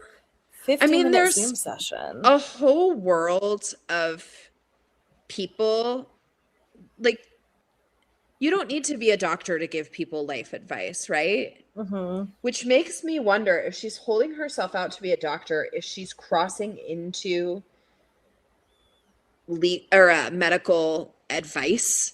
Because as a life coach, there are certain things you can't say. Yeah. Or do. She says double degree in psychology and Pan-African studies. Master's degree at the University of Phoenix. Wow, it's always Arizona. I'm just kidding. It is, look, that is an online program. Dr. Bryant decided to pursue her doctorate degree in counseling psychology from Argos University, but she doesn't, it sounds like maybe she didn't graduate. I don't know. Or didn't finish. And, yeah. It's been interesting. It's all over my feed right now. You guys have much, much, much more interesting feeds than I do. All of mine is crochet, and then Dr. Brian, who is a real doctor, by the way. Dr. Brian is, first of all, a doctor, and also the only person who I would trust to give me life advice. I was following Dr. Brian Licious when he got his PhD. I would pay him $350 for a Zoom call in which he life coaches me. Honestly, that would be the funniest. Getting life advice from Dr. Brian Licious would be hilarious. I found it so liberating. So if you watched him, or do you guys know who Brian Licious is? Are we just like, is this insider baseball? Dr. Brian Licious is a snark, like Taylor Swift page. He started off in like 2020, 2021, twerking to Taylor's saddest songs. So the song about her dead grandmother. Yeah. And I was like, first of all, I love twerking. It feels so good. Like I have like lower back problems, so it feels like really good on my back and hips. Yeah. And I was like, oh, you really can do this to anything. So shortly after that, I move home, and Mom and I go to church together for like Christmas services or whatever. I literally twerked in church, and my mom was like, okay, so we don't come back to church. And I was like, yes. Taylor Swift? Taylor Swift. Like, I do sometimes leave Brit text messages, and all it is just me going, Taylor Swift. I'm going to download one day and make it your ringtone. Your best one. I'm going to make your ringtone. Okay. Taylor. I like jumping up and down, but that's for gut and digestion. Honestly, try twerking. Like it feels really good for your gut. And if you want to really get to the heart of what twerking is about, put on Taylor Swift's song Marjorie or Soon You'll Get Better, which is about her mother's cancer treatments. And like throw that ass, girl. Just the life and at one point you said life and death of a shadow band girl, and I knew he was talking about tortured poets and life of a showgirl. Just I still call it TTPTSD. Yes, he's actually like this man has changed my brain chemistry. I mean I do think he's like a former Swiftie or possibly current Swiftie. He every now and then when he looks at her fashion, it's like, okay, she's almost pulling something off here. I do enjoy watching him slowly become a Gracie Abrams stan. He went from calling her Gracie Abraham Lincoln to now he's like, Gracie Abrams has a new song, and I'm like, you're using her real name. Yeah. It's progress. He loves himself some pop music. I think that's it. Are there any other cases out there? Dua Lipa, I saw, sued Samsung. I think Not Actually Golden had a video on that. Yes. Yeah. So go check for having her face on the side of a Samsung box. Yeah. Ugh. Using someone's likeness for commercial activity feels like a no-no, but don't do that. You ladies are lovely, to be honest. I just like hearing UPS. Yeah. There's 64 people here, like 6 people left when we started getting into the bullshit hour, but that's still 64 people. It's crazy to think of 64 people in a classroom or something listening to us talk shit. I am honestly just honored that you guys want to spend any time with me at all. because I say crazy stuff a la Brian Licious. It's the like, part of my brain that he has shaped, I will just say things and be like, oh, that came from that part of my brain. right. Like, it's like a podcast, but it's like a little bit better because we have legal knowledge. we talk about real stuff sometimes. Yeah. So yeah. If there's any other cases that come up, I feel like it's kind of hard in the beginning stage because you'll be like, somebody filed a complaint. Right. Somebody filed a motion to dismiss and that complaint is gone. Somebody filed a complaint and then they dismissed voluntarily because they realized they didn't have a lawsuit. So yeah. So it's not as interesting at first. I could go over the Wallace reply in about 30 seconds if you want. Do it. I didn't have the chance to read it. So background, Blake Lively sues Jed Wallace. The court was like, there's no jurisdiction here. And Blake was like, 47.1, give me my fees. Give me my fees. This is the docket as her GoFundMe. Okay, so it's short and sweet. It's 16 pages, which is brief for her. She's asking for 47.1. So if you're probably an expert on this part of the California statutes, but if you aren't, if you're in the chat and you're not on this side of it, basically she's asking for her legal fees and for an assessment of compensatory damages and triple damages and all sorts of shit because she's saying that she prevailed in her legal case. I'm just prevailed because it was dismissed based on jurisdiction, meaning he can refile. He can refile, and also when it's dismissed on jurisdiction, the court isn't saying any lawsuit is good or valid. They're just saying we can't force you to listen to us. So there's no finding of anything. They're just saying this isn't the right court. Right. So for example, if I go to sue Britt in like Virginia, which is a state that she doesn't live in, they would get dismissed on jurisdiction because the court in Virginia is like, she lives in Arizona. I don't know what the fuck you want me to do. She doesn't go here. Yeah. Yeah. And so like what she's saying is that means I win. So she's saying 47.1 is a substantive fee shifting provision that applies in federal court. I don't even know that fee shifting provisions apply in federal court. Okay, but whatever. Because they are procedural and not something that federal courts should adopt from the state courts because it's not a substantive law, it's a procedural law. Yeah. If that made sense to anyone. So yeah, cheers. That's what they're saying. Section 47.1 is a procedural state law, which means it has to be applied at the state level. And then they say, as plaintiffs concede in diversity actions like this one, state substantive law applies because they're talking about the fucking defamation action. Which is anyway, okay. So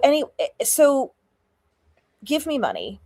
47.1 needs to give a better definition on prevailed. I mean, even if you said like prevail on the merits, prevail at trial, prevail in front of a fact finder, something, in front of a prevail at summary judgment or in front of a fact finder, something like that just says when. A qualifier of like what prevailed means. She's now authoring the phrase I win. So here's the highlights. Okay. In fact, when plaintiffs sued the New York Times itself for the very same offense, the Times publication of an article about the CRD complaint, plaintiffs did so in California and under California law. So she's literally saying because a different lawsuit with different parties happened with a different fact pattern in a different state, California law also applies to me in Texas. I just thought that was a funny argument. I can't imagine a Texas judge loving that, but what do I know? Right. I don't practice in Texas.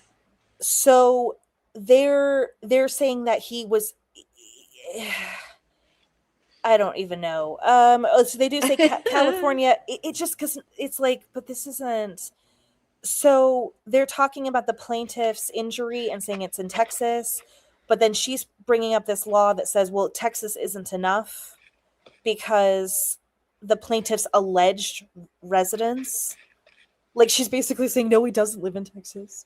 What if he doesn't live in Texas? What if he lives in Hawaii? Right? And it's like, okay. He's like, I'm just going to Texas because it's favorable law. And she went to Book Bonanza there, but he's like, I actually live in Oahu. And so, like, she's saying, well, she did successfully defend herself in the litigation, notwithstanding that the plaintiffs failed to establish personal jurisdiction. So they're saying, like, well, no, she should still get damages, because just because they don't have personal jurisdiction over me doesn't mean that you couldn't file a meritless claim. But the term meritless is just a conclusion. Like, right. we haven't decided that it's meritless. And she's saying, well, your jurisdictional allegations are meritless. And as you guys have seen, if you're following the Lively case, jurisdiction is...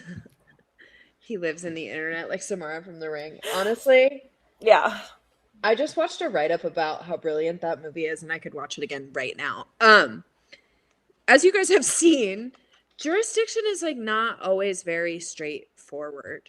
Mm-hmm. When you have two people sitting in diversity jurisdiction, meaning they live in different states, where do you sue?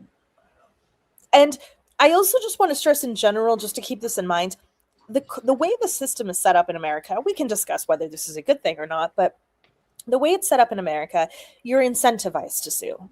They want you to sue, and they want you to bring forward novel theories, just like what Blake got to do by saying that this is an adverse employment action. Right. Because the case law may change, right? You're probably the first person with this exact specific fact pattern. So maybe this case does actually apply. Maybe this is enough for jurisdiction. Which we need to carve out a new law based on this set of facts, or like we need to carve something out, some rule out from this general law because public policy or whatever else couldn't possibly handle. So what she's saying is the fact that they didn't get the jurisdiction right means I get triple damages. So what she says, okay, so where was the other one? This makes Miss Lively's point, because it was plaintiff's burden to prove that the alleged defamatory statements were unprivileged. Plaintiff's failure to reach the merits entails that they did not carry that burden. Because we never made a decision about whether these statements were privileged, it means that the statements are not privileged. Thanks, Judge. Let's see. I wonder if some of this... And you guys, I'm shooting from the hip. I have no reason to like know or not know. Yeah. If some of this is just early on, her lawyers were like, this is a huge win for us. Like, we got this dismissed. This is a win. Yeah. And then she was like, well, if we won, why am I not getting fees? 47.1. You just told me we won. Like, I wonder how much of it is just her not really getting a good explanation of what actually happened, and now she's making demands that they're like, fuck. Okay. I mean, I told you this before the live started. I do wonder if they think she's going to sue, and they're doing this because they feel like they need to say that they've exhausted everything. Right. We did everything she wanted. Like she's saying, the incentives that such a rule would create would be absurd. Plaintiffs with a retaliatory purpose would have a free pass under section 47.1 to file in every jurisdiction but the right one, and in many cases could achieve their retaliatory objectives by picking a wrong jurisdiction in which to file their claim. That's not something you would do under 47. The whole thing is weird, because it's like, yeah, I mean, technically you can do that to harass people, right? Like, technically, yeah, just like you could, I don't know, file a sham pleading and issue a sham subpoena. It's also like so far removed because the parties here are Jed Wallace and Blake Lively. Right. So even taking Blake's well-pled allegations in a totally different case as true. Right. That the Wayfarer parties hired somebody to smear her, to say that Jed has some sort of duty to her that gives them a relationship that allows her to ask for fees is like, yeah. And so the other part is like, if he got dismissed for jurisdiction in the New York case, doesn't that mean he won? Right. In order to avoid application of the 47.1 privilege, the plaintiff needs to do more than sufficiently plead malice or avoid a determination that the challenge statements were made without malice. The plaintiff needs to win the case. So, yeah. That's not what it says, though. It says prevailed, which winning the case could mean that, but if you... That's not the only thing. Because it's dismissed without prejudice, right? Right. She could still do it somewhere else. That's not prevailing. That means he literally can rebring his case, which is not prevailing. Right. And so what they're saying, okay, so defending themselves in the litigation, and they're pointing out the word litigation is important, not success on the merits of a particular claim. So what she's saying, this is lawsuit specific, not claim specific. Because she successfully defended this lawsuit, she's entitled to attorney's fees, regardless of whether or not plaintiffs seek to reassert their claims in another forum.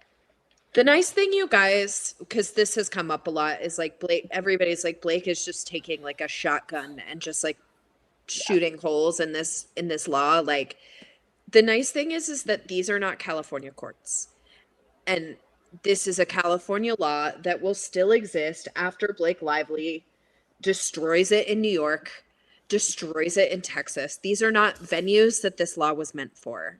Right. So I doubt that a court in California is going to listen to anything a New York or Texas court ever has to say ever on this. Yeah, I mean, it says that same logic dictates that Lively is a prevailing defendant here. She succeeded in her objective to prevent plaintiffs from obtaining the relief they requested. But she hasn't prevented that because they can refile. They can refile. And they're in an appellate court. Yeah. So they're not going to change the definition of prevailing defendant to things dismissals without prejudice. I also did like this footnote. Plaintiffs did not dispute that to the extent the court grants defendant's motion for attorney's fees, it must also award the fees she incurred in connection with this motion.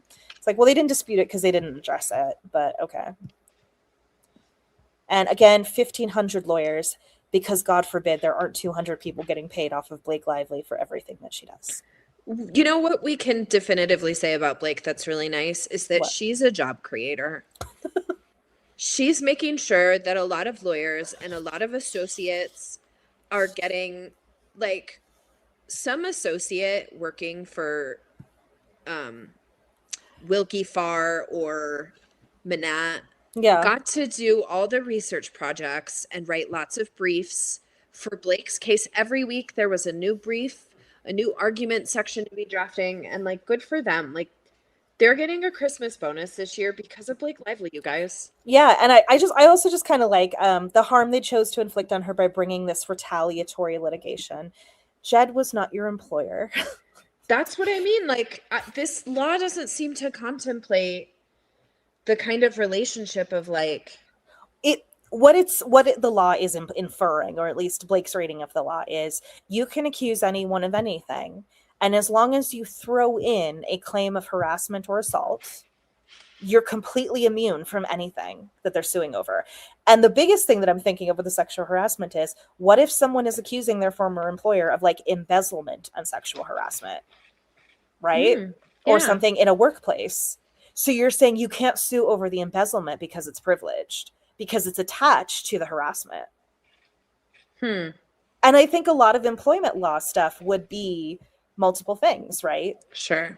It would be, there's a pattern of misconduct. I called him out on ripping people off, and he also, he called me a slut when that happened. And so, especially if there's whistleblowing, and especially if there's like whistleblowing on multiple things. Oh, and by the way, after all the shit he did, then he grabbed my ass on the way out of his office. Exactly. Yeah. Or he said, I was a dumb bitch for doing it, and that's sexual harassment.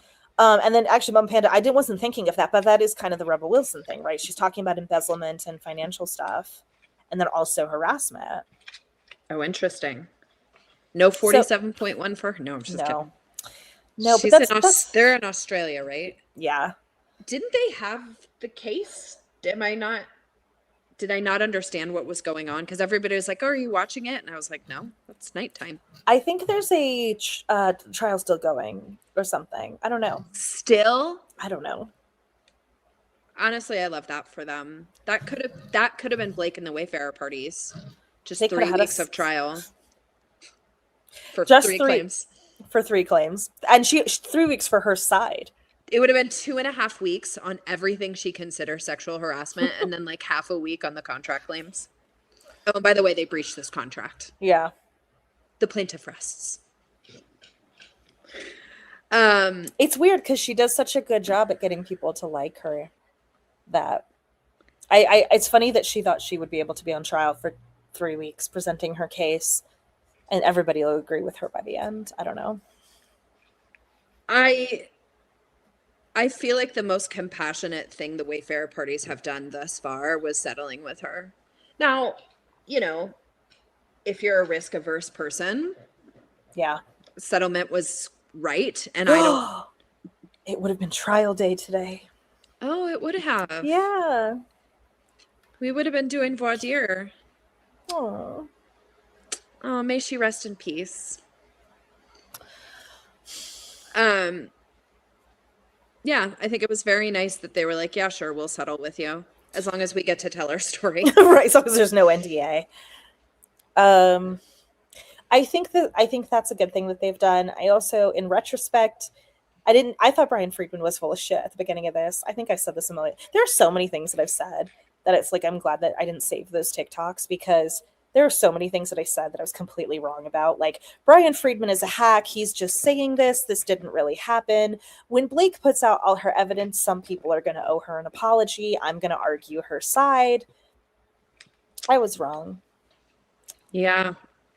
Well, not everybody can be right, but at least you were willing to admit that you were wrong, and you didn't just double down behind some unnamed Reddit account on celeb legal drama and just smear everybody. Yeah, no, I mean, I was kind of, I think November, that jury preclusion letter was the thing that did it for me. And for Jamie Heath. Yeah. As soon as you're trying to hide things from the jury, I have a low opinion, but yeah, just those were the good old days when I was like, wait till all her evidence gets filed. It's funny, the subpoenas to the content creators like really boiled my blood in a way that I was like, oh, I'm not going to stop watching this case. Yeah. I am now finding out that's just like a thing that happens. Apparently it happened in the Murdoch trial. It also happened in the Laura Owens trial, where her attorney tried to subpoena or sent cease and desist to content creators, like involving the people publicly having discourse about your case is bananas to me. How dare you discuss this thing I very publicly sued over? Yeah, like I brought this very public lawsuit, and no one on my team decided to tell me the ramifications of doing that as an A-list celebrity. Heavy on the quotey fingers there, but you know. I mean, choice feminism instead of intersection, that's the difference between the sides. Yeah, I mean, Blake is looking out for Blake, right? Right. Won't let me pull up the comment. Oh, there it goes. So, but that's what Blake is up to. She's still pounding her 47.1 drum, and honestly, good for her. Don't quote me on this. There is some harm here, I think. Well, there's harm here. Yeah. But as far as the precedent harm goes, I don't know that it's going to affect California courts, which is good, and the people that that law was meant to protect. There is now an unpublished opinion on 47.1 that says if it's dismissed at the motion to dismiss stage, it's not prevailing for purposes of 47.1. Oh, interesting. Yeah. So, I mean, Lyman could use that. Is it brand new? It's like 4 months old. Okay. So, I mean, I think that, so since they had finished briefing him. I almost think I would do a notice of supplemental authority, but he was pretty clear. Like, he said, I don't want anything else.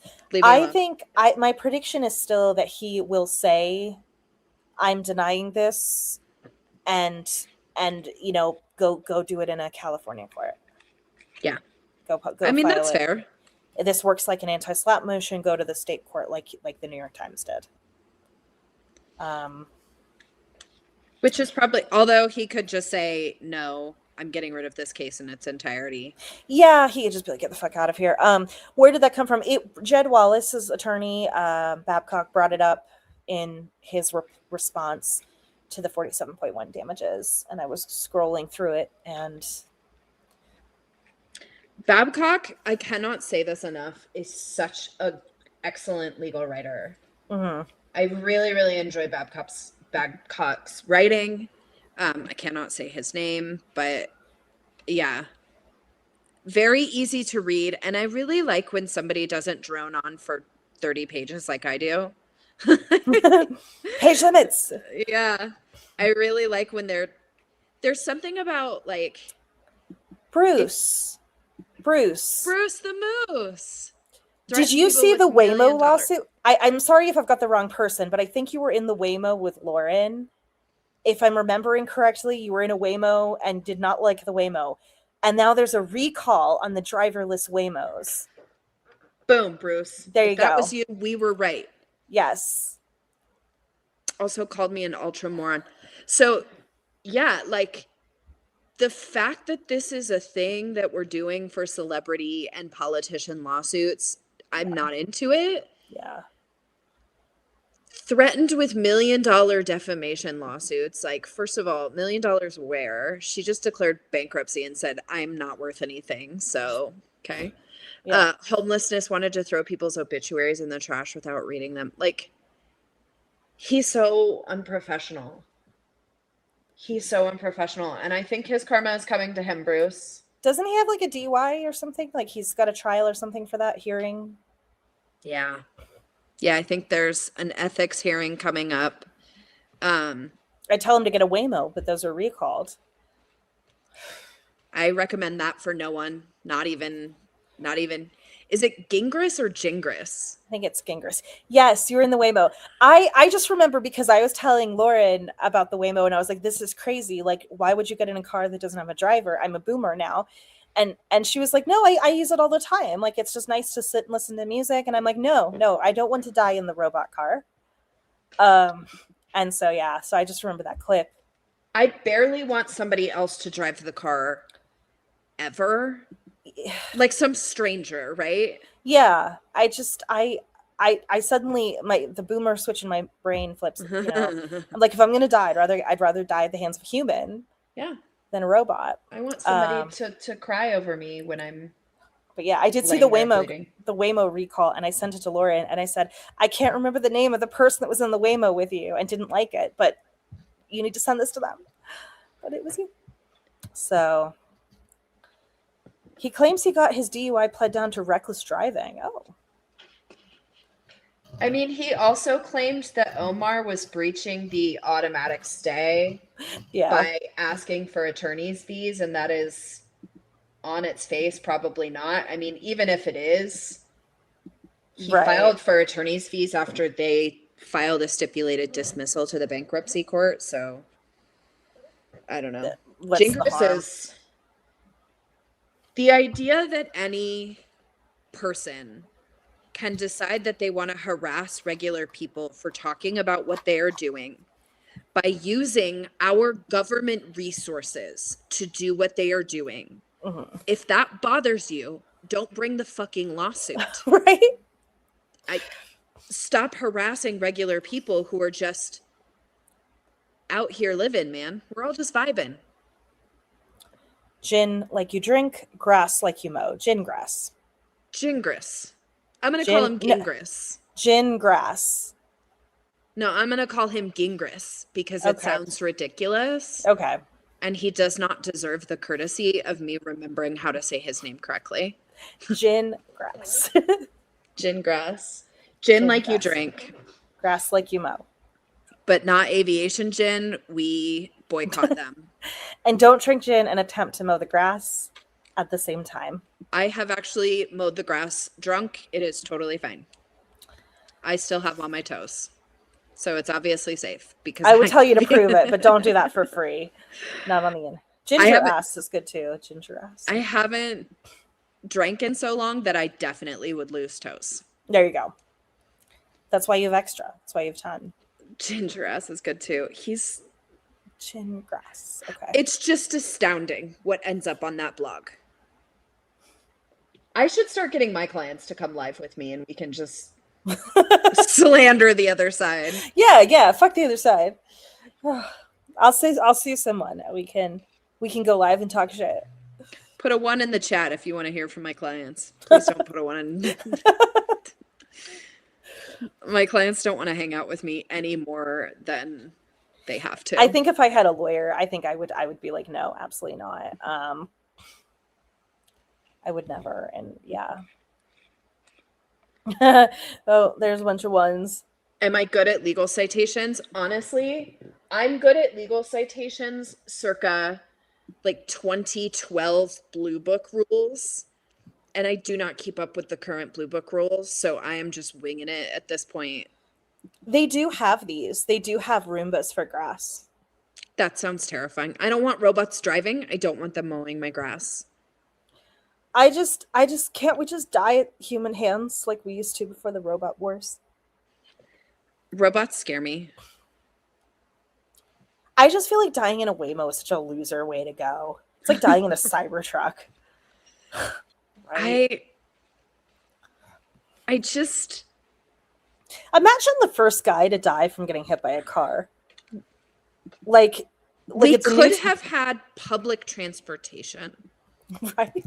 And instead we said, let's just keep driving this car thing into the ground, even though nobody wants it. We all want mass transportation. And if you don't go to a city or a country with mass transportation and come back and talk to me, it's delightful. That's what we want. And they were like, but what if robots drove the cars? I don't know if we've had, this is the first person ever killed by a car. Imagine knowing that though. Like imagine like you have a Wikipedia page because I don't know. I like how in the family section, his stepdaughter was tried for the murder of her mother by poisoned chowder. Oh, that is very New England. Meanwhile, the oysters were just bad. I mean, yeah, first person ever to die. Has anyone ever been killed? Oh my God, there has been. In a Waymo? In a Waymo. Well, it was an Uber test vehicle. It was in Phoenix. Arizona for the win again. Always at the scene of a crime. We are so special down here in the desert. Why is Arizona? It's like the Florida of the West. We really are. Am I the only one that took Jurassic Park and the Terminator as cautionary tales? No. That is the correct takeaway from those movies. That and, don't come to Arizona. I live in a village and just walk everywhere. I don't have a car and I live in a rural area and it's awful, but I also kind of like it. Like, I lived in downtown areas. I've lived off like light rails in cities, and it's so delightful because you can like read a book on the train or like walk around and like you don't have to drive a stupid car. Yeah. Well, I don't mind getting eaten by a T-Rex. That sounds cool. It would be me because the lawyer is the first to die. That's fair. So that's how I'm going to go. I would die because as a white woman, I do think that I can pet things that I very clearly cannot pet. White women ain't scared of shit. Yep. I see like, they're like, this tiger is domesticated, but not really. And I'm like, I'm different. It would know that I am pure of heart. Do you guys follow that guy on TikTok? And I'll take him home and I'll put a sweater on him and I'll call him Fluffy. There's a TikTok creator that's just like, he'll stitch a video and it'll be a white woman with like a coyote. And she'll be like, this dog was in the street and I had to rescue him. And there's like a coyote in the backseat. And he'll just like, he stitches it. And his tagline is like, white women ain't scared of shit. If there's a bear in your house, you know to call a white woman. Oh, wait, I'm going to pull this up. Hang on a second.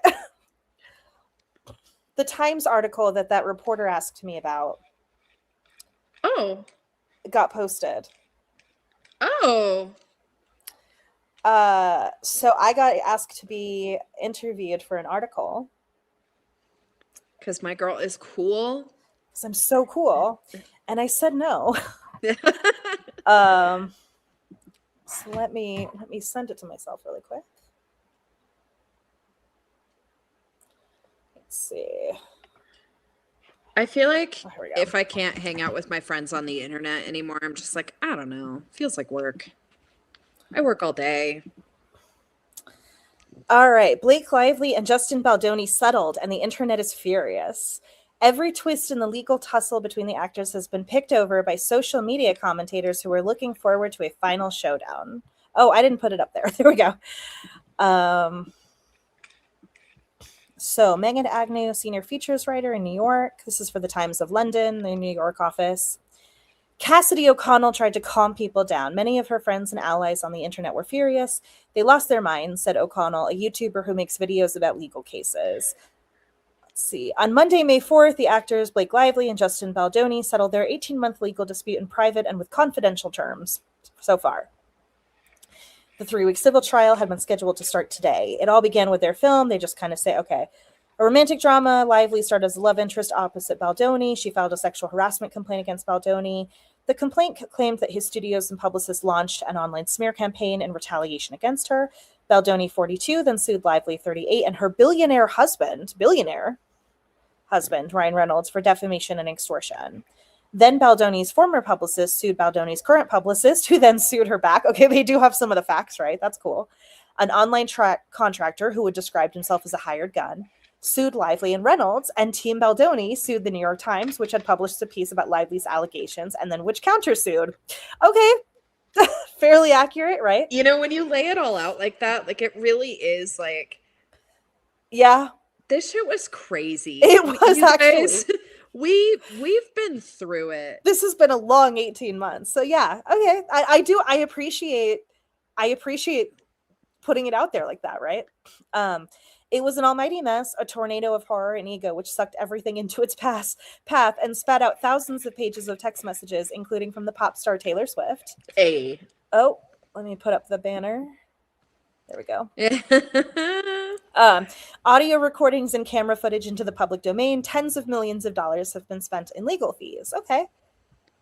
It also spawned its own economy online, as hundreds of content creators on social media made videos about each court hearing and document dump.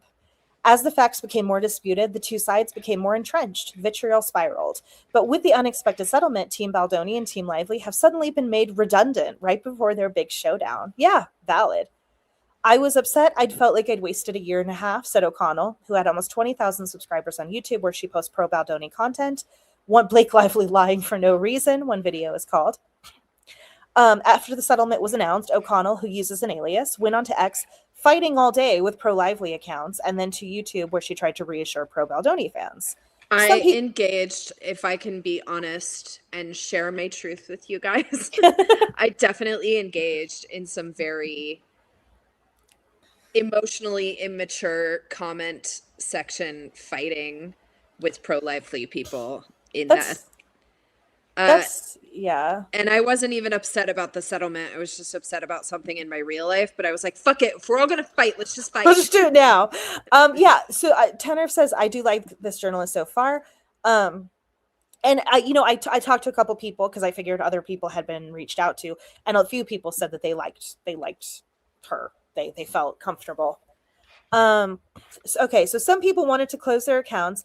Others gave up on Baldoni and his team. There was a lot of anger. Many of them felt like it wasn't justice fully served or that Baldoni had buckled. She said, some people wanted to see Lively punished. I just wanted the truth heard in court. MJ Morley, I'm assuming that's MJ, the attorney, is an attorney based in New York State. Oh, she loves to say that. Her Instagram posts about Baldoni Lively were so popular, her first got 9 million views, that she is now a part-time pro-Lively content creator. She thought things would quieten down? Is that a British thing? After the settlement, but the opposite happened. People online crossed over from being observers of the case to feeling like participants, as if the case belonged to us, she said. Team Lively wanted a conviction, though it was a civil trial, so there would only have been a verdict and potential damages. And Team Baldoni wanted exoneration, and with the settlement, they got neither. I love this framing. I like this. Although a court date had been set, much of the battle between the two sides had already been waged online by and between fans and self-styled sleuths who set about picking the case apart.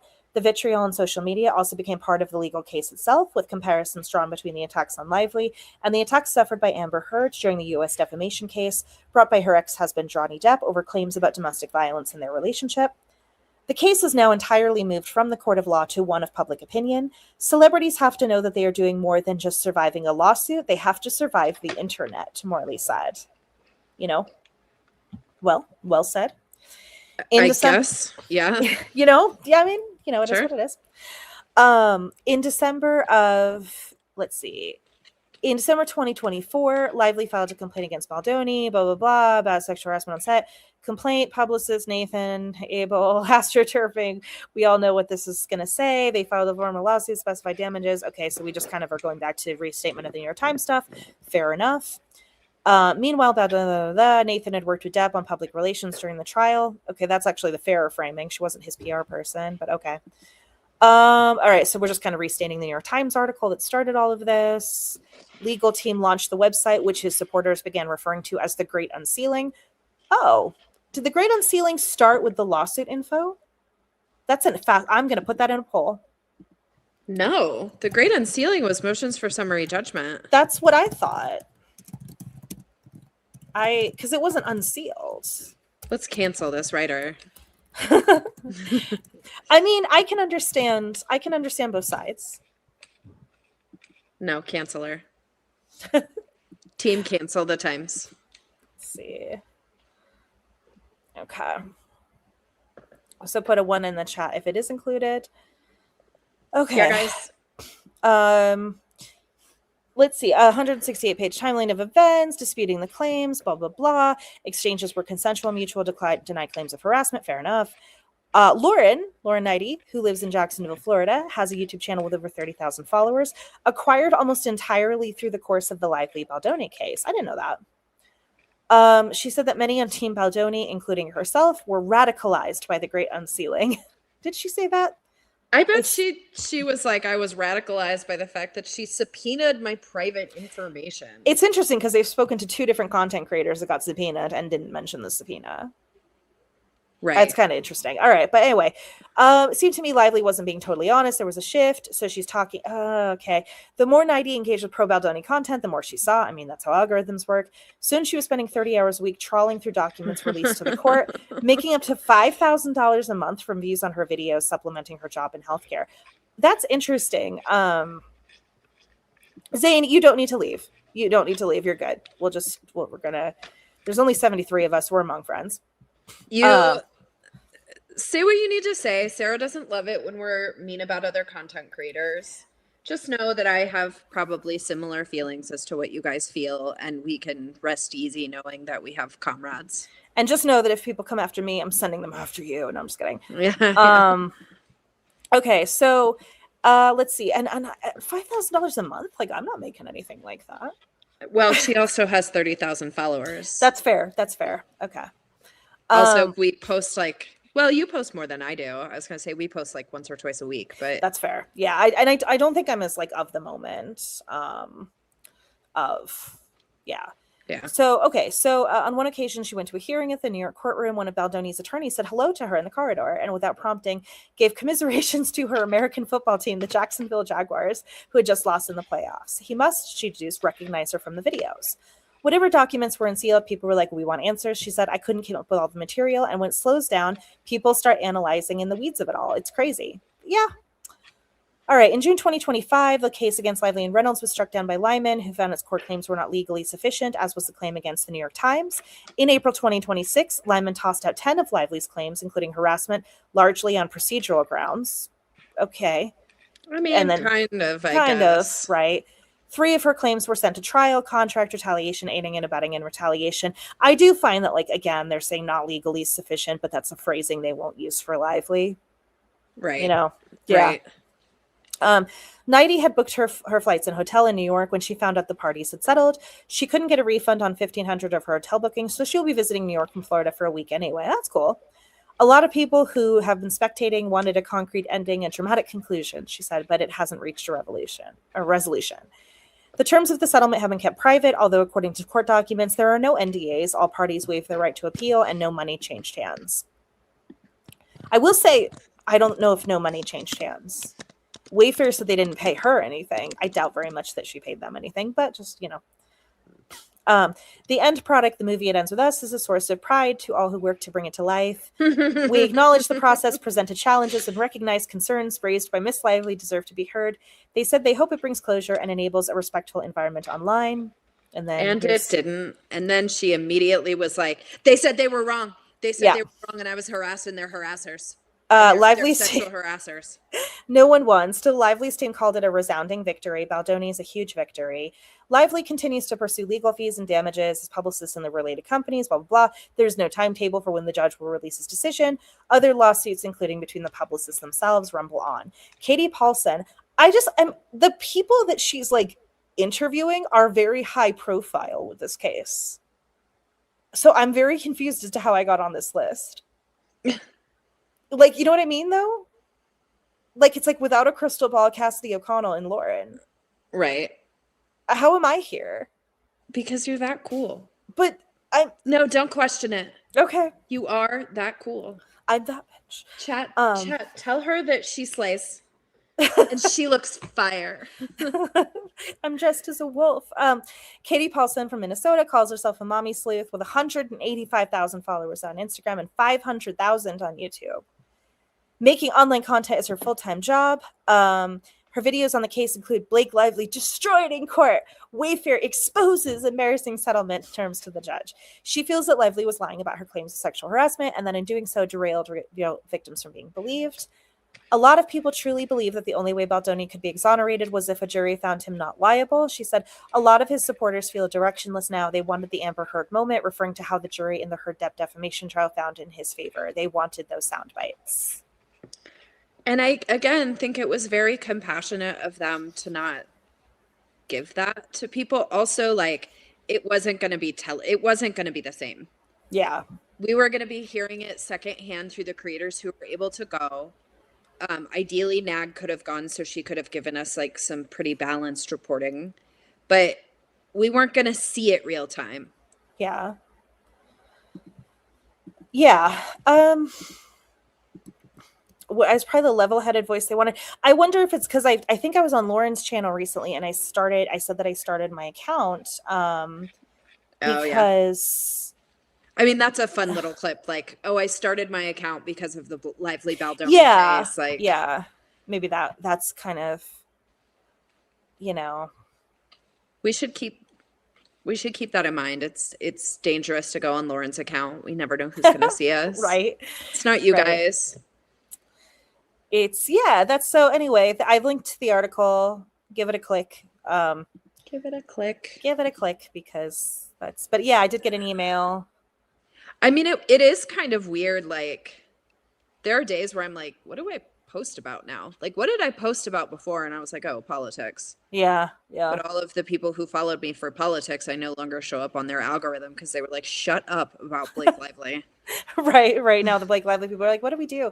I do think this is kind of partially why I was thinking of the Wallace case. I've gotten another email because I think people are paying attention to the Wallace case, and I think I might be one of the people. Wallace? It wasn't Jed. But it was another reporter and interested about the Jed Wallace case, and I kind of realized I might be the main, because I think I pivoted to the Wallace case early on, and I don't know if anyone is really covering him the same way. Yeah, like I don't know if anyone's read through the whole case.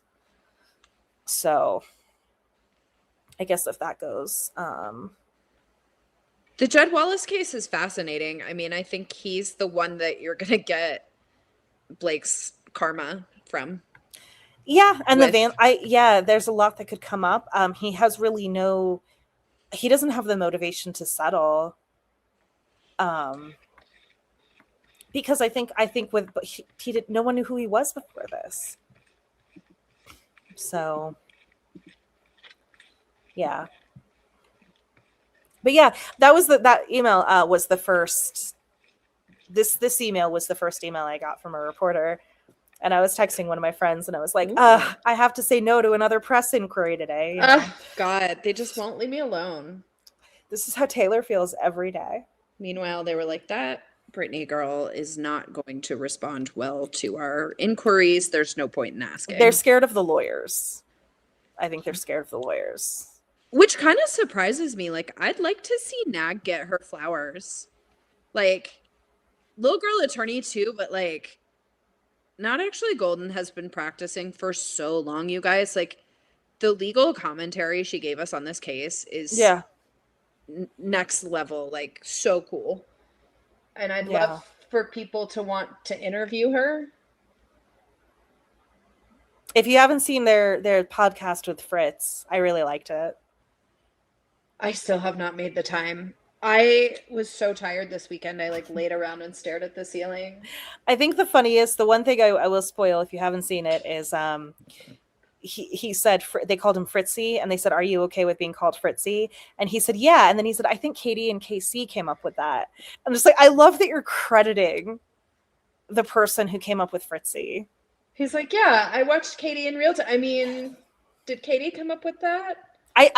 He mentioned Katie. He spent a lot of time just specifically naming and mentioning the associates. That's what I do remember seeing that, and like, shout out to a lead attorney who will do that, because really, if you work at a firm with associates, like, they do a lot of the grunt work. Like, all of the case law you see cited is because some associate wrote a brief on that specific issue. Yeah. Right. And like, maybe some of it, like, I mean, I've had like named partners be like, "Hey, there's a law out there that says you can't do this instead of this. Go find me everything you can about that." Yeah. But that's a good starting point for you. Yeah. And he said he does write he writes his own stuff. And he says the research is something, because they were asking him, "Did you have to like put aside your other cases?" And he says, at the end of the day, like, I write a lot of the stuff, but yeah, some of the back end is then you don't do that.